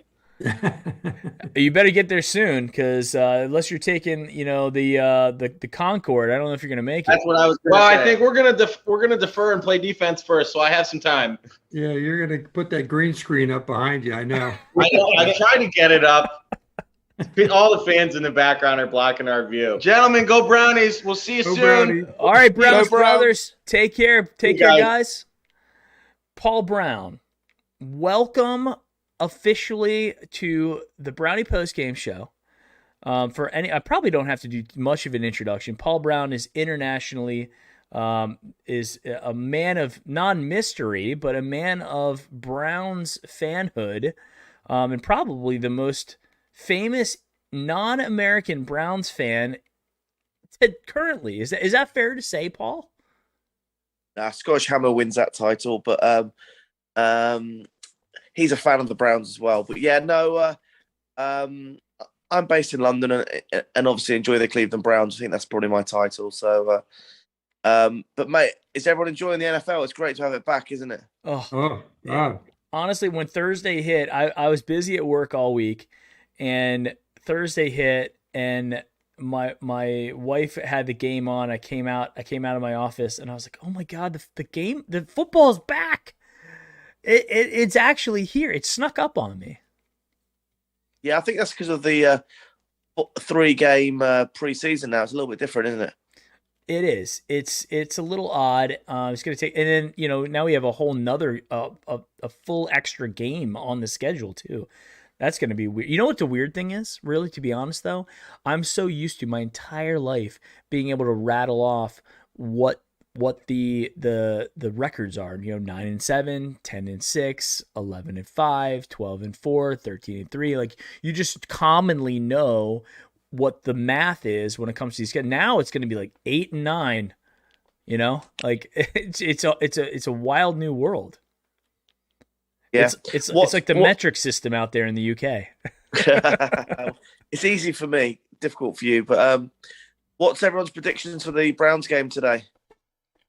Well, we just went through that. I'll go through mine again. I think it's going to be a close game. I think it's going to be tit for tat, back and forth. Hopefully Baker plays a good, solid game. Defense steps up. We don't make any bad mistakes.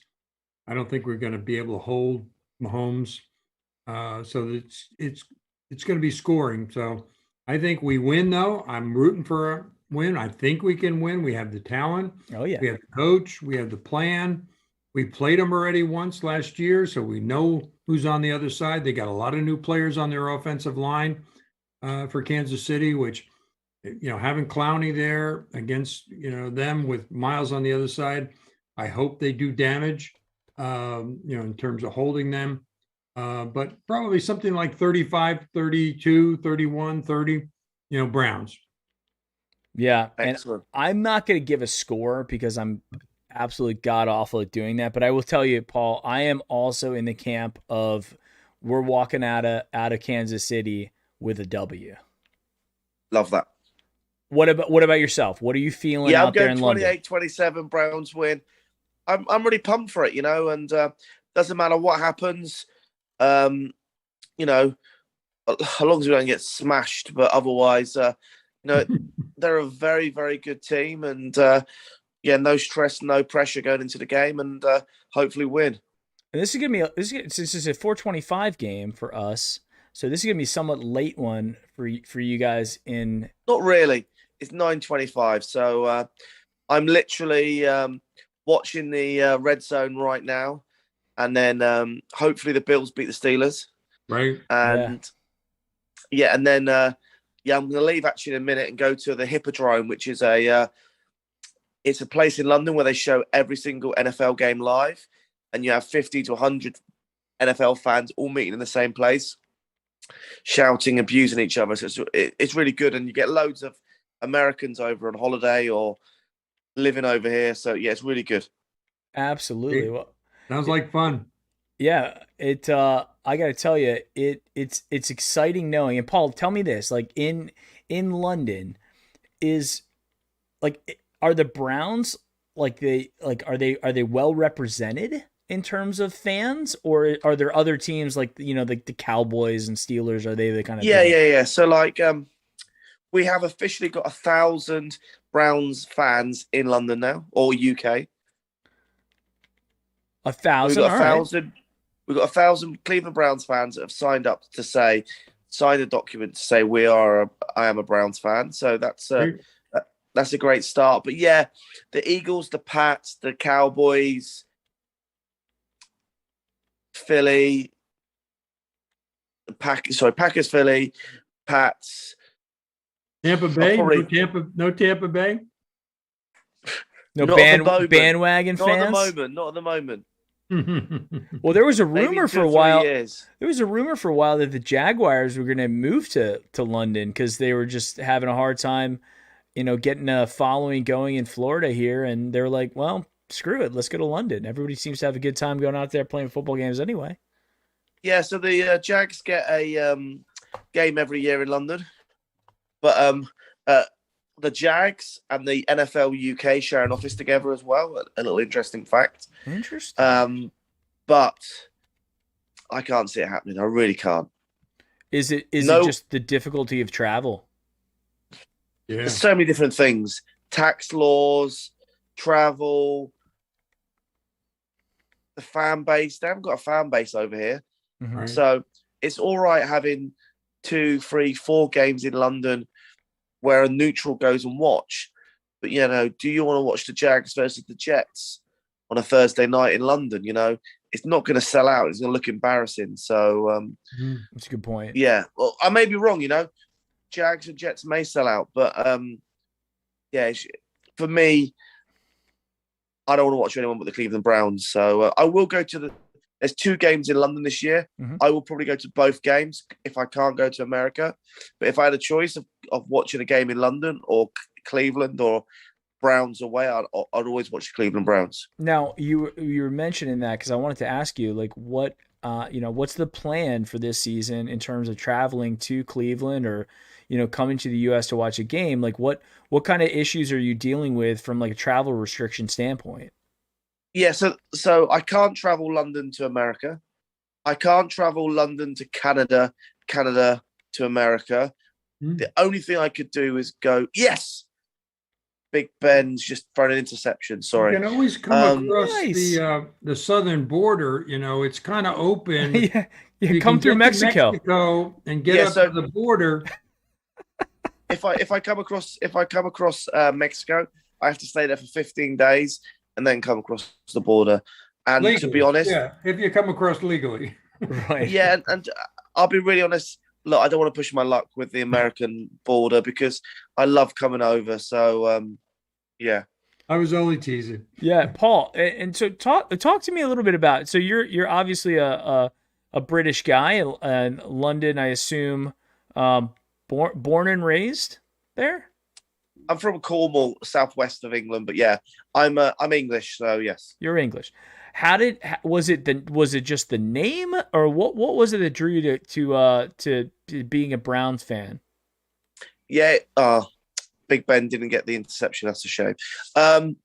Yeah, so it's just simply I was asked to pick a team for a fantasy league, and I always wore Cleveland Browns gear. I've worn Cleveland Browns gear for the last 15 years. So I didn't know what the Browns meant, and that's sorry for being rude, but I just wore my name's Did Paul you know Brown. who Paul Brown was?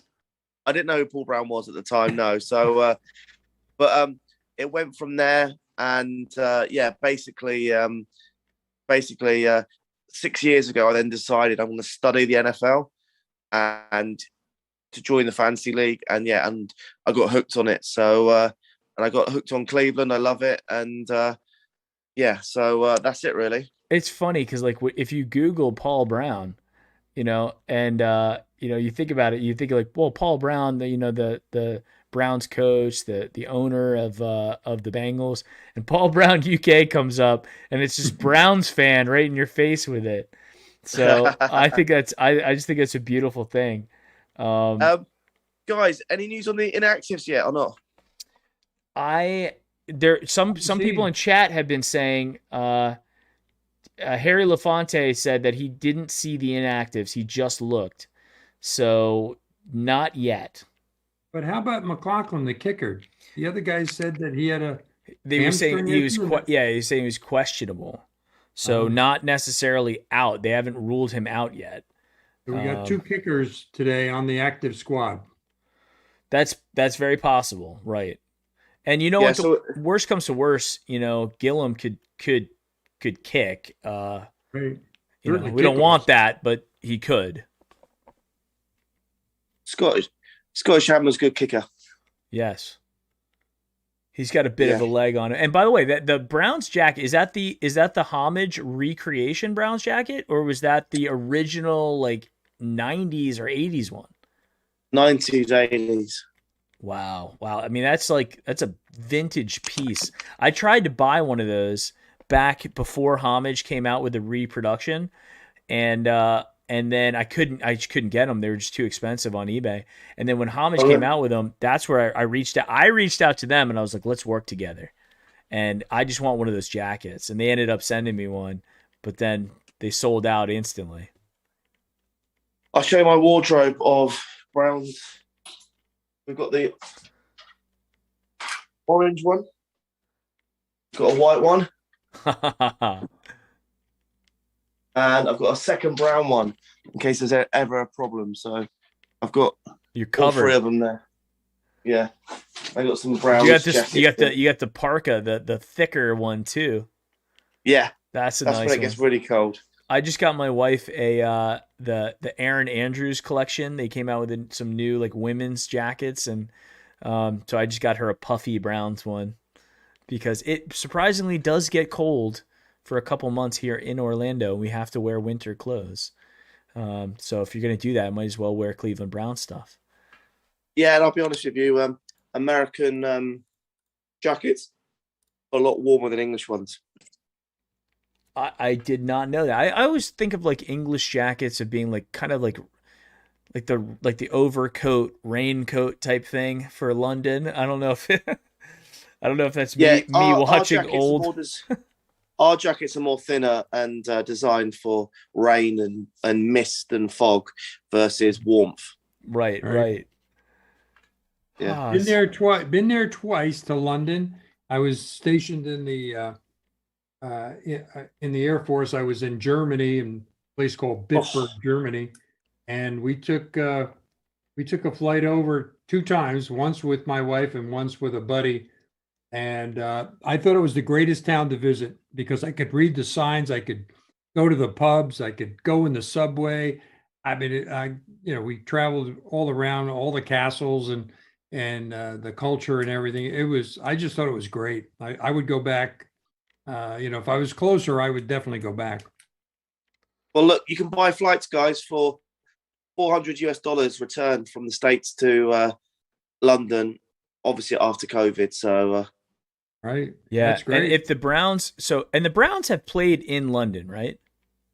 2017, Browns played the Vikings. Yeah. I was like, I remember them at least one time playing out there. And I got to tell you, like, I think it would be, I told my wife, because like now I'm going to start going to more Browns games in Cleveland. That's the goal, is to get out to at least one a year. And my dad and I are going to the Steelers Halloween game. But if they ever play again in London, I would love to do that.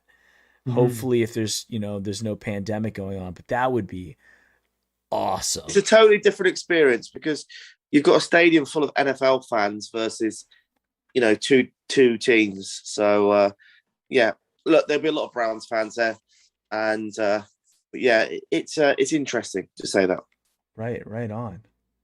Right on. And I want to throw this question back to you.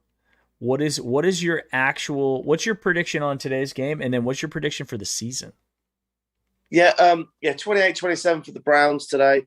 And I'm going for it's going to be a tougher season than the Browns fans think. I'm going with 12-5.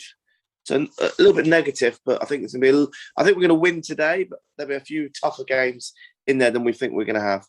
12 we win the 12 division? and we win the. Yeah, we win the division, but I think I think the defense has to bed. And I think it looks great on paper. But I think it does have to bed. So let's see what happens today. But I think 12-5 is realistic. But 100% playoffs. And what are you doing any cooking today? Is there any special cooking on the menu for tonight's game? Of course, it's Kansas City burnt ends are on the menu tonight. All right, so you're going with some American barbecue style burnt ends? Yeah, barbecue style. So they're in the oven, probably not cooked long enough to be tender. So I may leave them in there all night long and have them for breakfast tomorrow. Fair. And my stomach literally just grumbled, like at the sound of that. I was like, oh man, I'm starting to get hungry. We're gonna do chicken wings. Homemade chicken wings in the air fryer, and gonna go nuts with that. So I was telling my son Mike that I went out fishing yesterday in the ocean with a buddy of mine who's a big fisherman. Goes out for yellowfin tuna, but I wouldn't go out that far. He likes to go out like 50 miles to catch them. But we went out about 12 miles in he's got about a 30-foot Boston whaler type boat. And we caught two albacore tunas, which are probably about 2 feet long and about 12 pounds. And he carved one up for me. I got the tuna steaks in the refrigerator, and I'm going to light up the grill just before the game and cook a couple of them for us and enjoy those while we watch the game.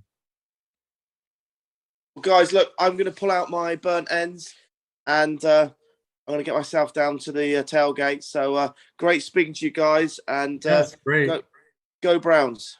Go Browns. Paul, thanks for joining, man. Go Browns. Tell them we said buddy. hi. Anytime for you, mate. Let us know, Michael. All right, thanks, Paul. Take care, bud. Cheers, mate. Take care. Bye-bye. Yeah, it was Cleveland BCI says, when 12-5 is being negative, gotta love it. And that's the funny thing. Like, I think in the reality of this season, and we'll get into all this kind of stuff, and we typically get into it on the Wednesday show where we talk about, our thoughts on what we're going to do in the season, and a lot of the post-game show as well. But the reality of the schedule that we have in front of us, there are very winnable games, especially how we match up on paper, position by position. And we have a lot of matchup problems, specifically on the offensive side, with being able to have Nick Chubb, who in my estimation is the best running back in the league and future Hall of Famer.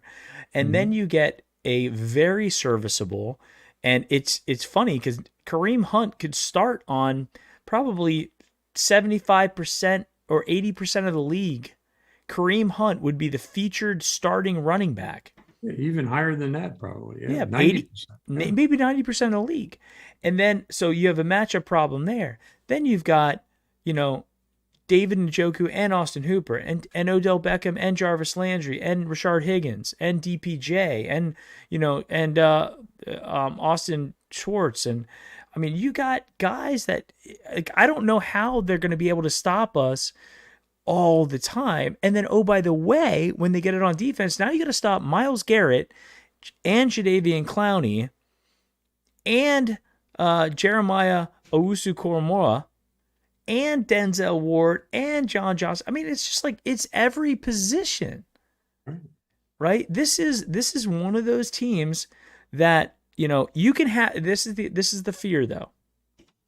Just because we have a team of stars and a team of all-star caliber players all over the team, it doesn't mean that results to wins. We still have to go out and actually do it.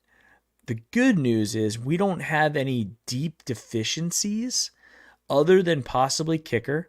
And I mean, we've been talking about this left and right. Let's go ahead and bring in the Browns fan club real quick. We're going to go ahead and bring them, the Brownie postgame fan club. We're going to bring them back in to get a live reaction to the Paul Brown 12-5 record. It looks like it's a somewhat somber reaction there at the Brownie post game fan club. Somewhat, kind of relaxing type thing. But Paul Brown said 12-5, and would love to know. This is live in Columbus. This is a live in Columbus, Ohio shot. These guys. Oh, here we go. Yeah, okay, all right. They're happy. They got whiteboards. We got. I still can't read it. Parky. No. Where's their audio? I asked to unmute. So we got the team. All right, so they're happy. They're happy. The Browns fan club is happy. Yeah, you livened them up, Mike. Yeah, there we go. So we'll drop them back into the waiting room there. So they're excited there in Columbus about about the game, and obviously, the sentiment about going 12-5. Who's there with John? Two of his big Browns fan buddies. Okay, good. Yeah, so he's hanging out. His wife's gonna be watching the game too. I think he's gonna be running into a very similar situation like I am, where his kids are gonna be up during the game. So I hope that they get that squared away. Steelers scored a field goal, so it's 10-3. They're hanging around. Okay. All right. Well, it's gonna be a tough. We knew that was gonna be a tough game. I'm actually interested more now in seeing what's gonna happen with the Bengals, who have now gone up 21-7 on the Vikings. Oh, that game may be over. My friend Corey, I got to text my friend Corey, who came on back when we brought in Stefanski. I'm just gonna ask him, like, what are they doing? He said OBJ is confirmed inactive on chat. Are you serious? I gotta make a fantasy change then. Cleveland Ethan just put that out there. Okay, well, I gotta make a change then. I gotta go Odell Beckham, and I'm gonna put in Jared Judy. That's good to know. That is good to know. Thank you very much for the heads up, Cleveland Ethan.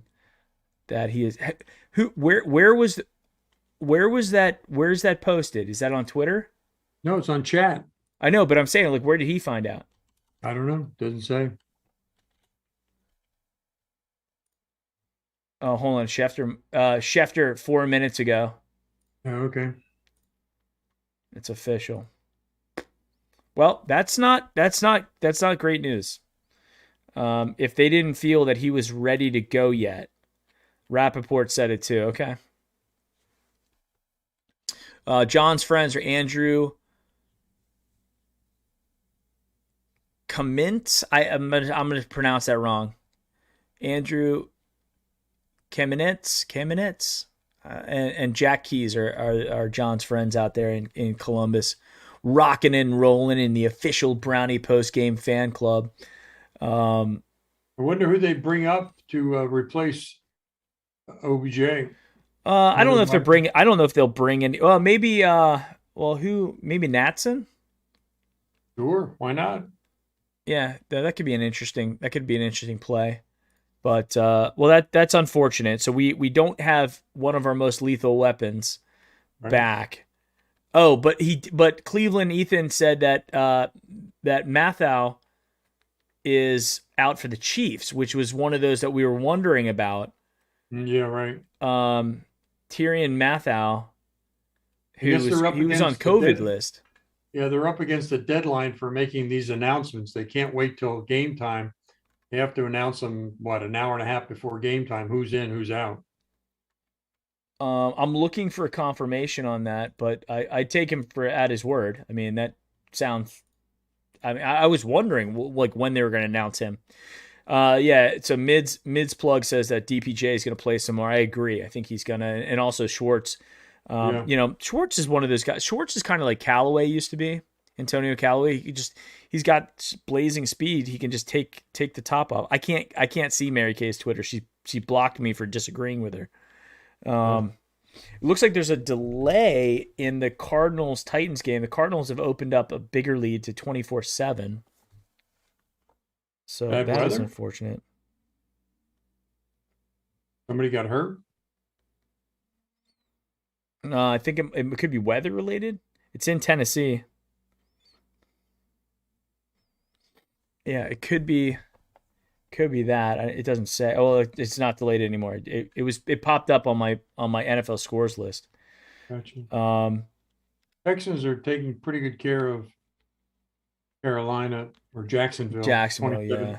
Yeah, 27-7. Panthers are up 16-0 on the Jets. Let's take a look and see how our guy Zach Wilson 7 for 20 Yeah, he's not playing well. with an interception. Right. Yeah, he had a bad interception over the middle. 7 for 20. And Washington's hanging in there with the Chargers. They're beating them 16-13. Herbert is 23 of 34. Henke is 7 of 9. So I don't know how Washington is scoring, but maybe it's on rushing. Got 46 for Gibson. They're on 9 carries. So Yeah. and it's Patrick was their starting quarterback, so he must have got nailed and gotten taken out because they got another guy in there now. Fitzpatrick's out. Yeah, Yeah. Taylor Heineke's in.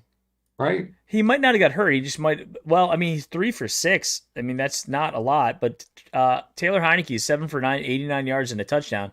So Heineke's not playing well, or not playing bad, and currently beating the Chargers. Right. Titans scored again, so now it's 24-13. Yep. That's coming. Making a game of it in the second half at least. Yeah, I'm just more concerned about this Bengals-Vikings game. Like Kirk Cousins, 18-23, 158 and a touchdown. Joe Burrow is 15 of 18, a very efficient 15 of 18, 185 and 2 touchdowns. Come on, dude. Yeah, he can play. We knew that. I know. That's the scary thing. This is what I told Ristano. Ristano's like, I don't see a loss on our schedule, and I was like, look, man, what I'm really nervous about is the Cincinnati Bengals. I am really, really nervous that we could slip one game to them, or God forbid we lost 2. Yeah.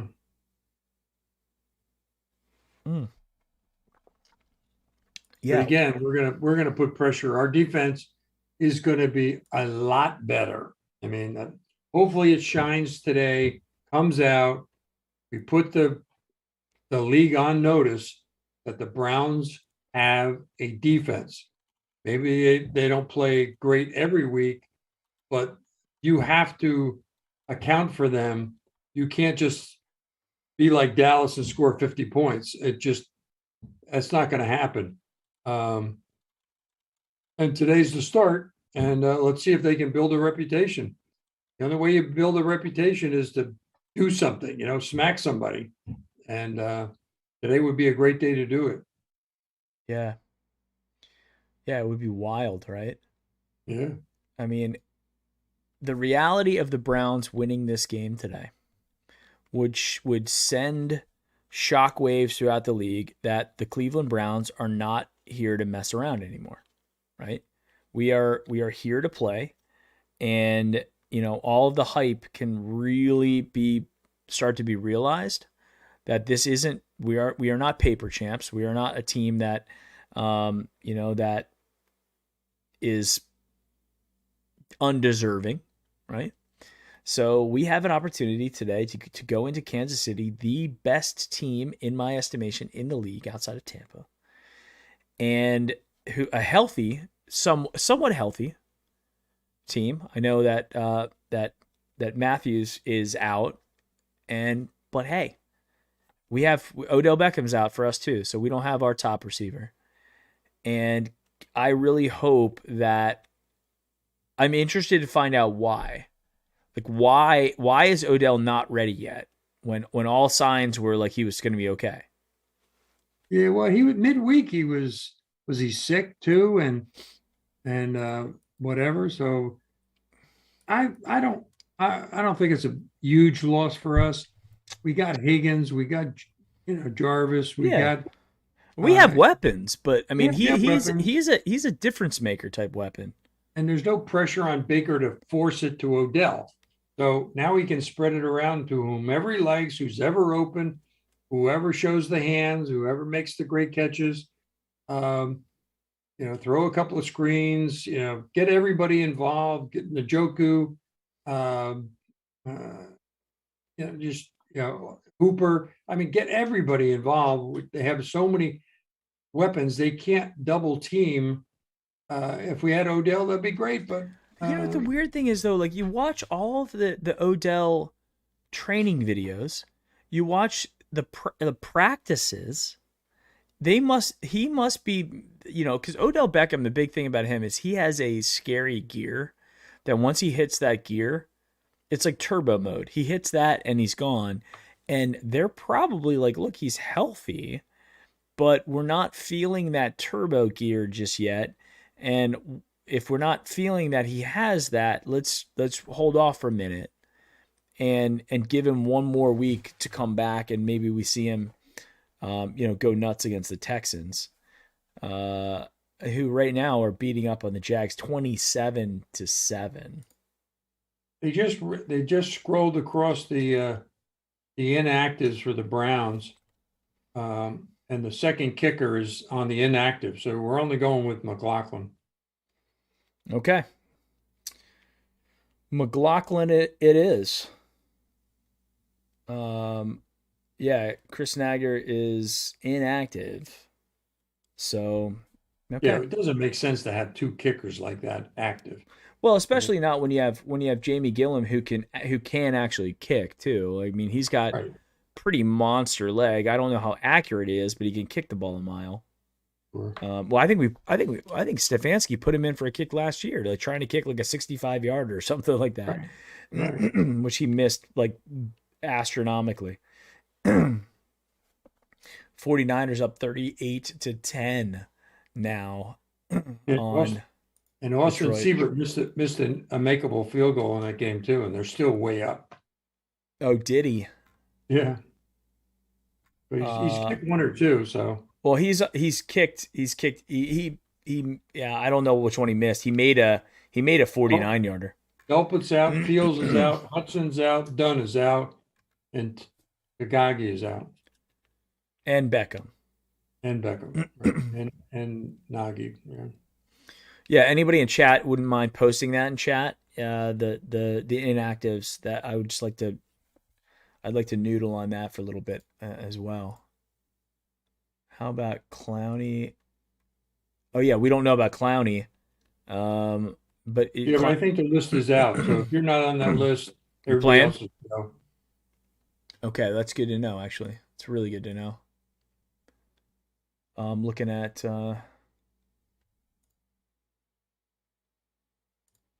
I'm looking at Twitter now. I'm waiting for it, and nothing it is. Yeah, So Clowney is active, according to LaFontaine and Harry in chat. Yeah. Big thanks to John Schlegel and Max Nikolenko for the super chats earlier today. I want to say again, thank you very much. It's awesome. We actually have that in existence. And anybody who has not hit the like button, help us out. Hit the like button and subscribe to the channel. Like, hook us up with a sub. We go pre and post game every game, and we have a Wednesday show, and I do an empty backfield show, typically one other odd day a week. So there's a lot of cool Browns content, and obviously the hype videos. I think most of the big influencer guys know the channel for the hype videos, but yeah, slap us with a sub and hit the like button, guys, if you don't mind. Yeah, Steelers now have 6 points and the ball at the Buffalo 4-yard line. So 1st and goal for the Steelers, and that's not good. Man, if the Steelers pulled out a win and the Bengals put out a win, oh my God. And then we got to play the Chiefs, and the Ravens have a very winnable game against the Raiders. That would be a bad start to the season. They keep all my picks are starting to fade in my pick'em. So Oh no. see if we got some catching up to do in the fourth quarter. Titans still down 24-13. Okay. Seattle's winning over the Colts 21-10. Texans 27-7. So those games are holding on. This is such a weird, like, and people were saying this in chat too, like how weird it is that we're playing a 4:25 game. It doesn't feel like, our game would be,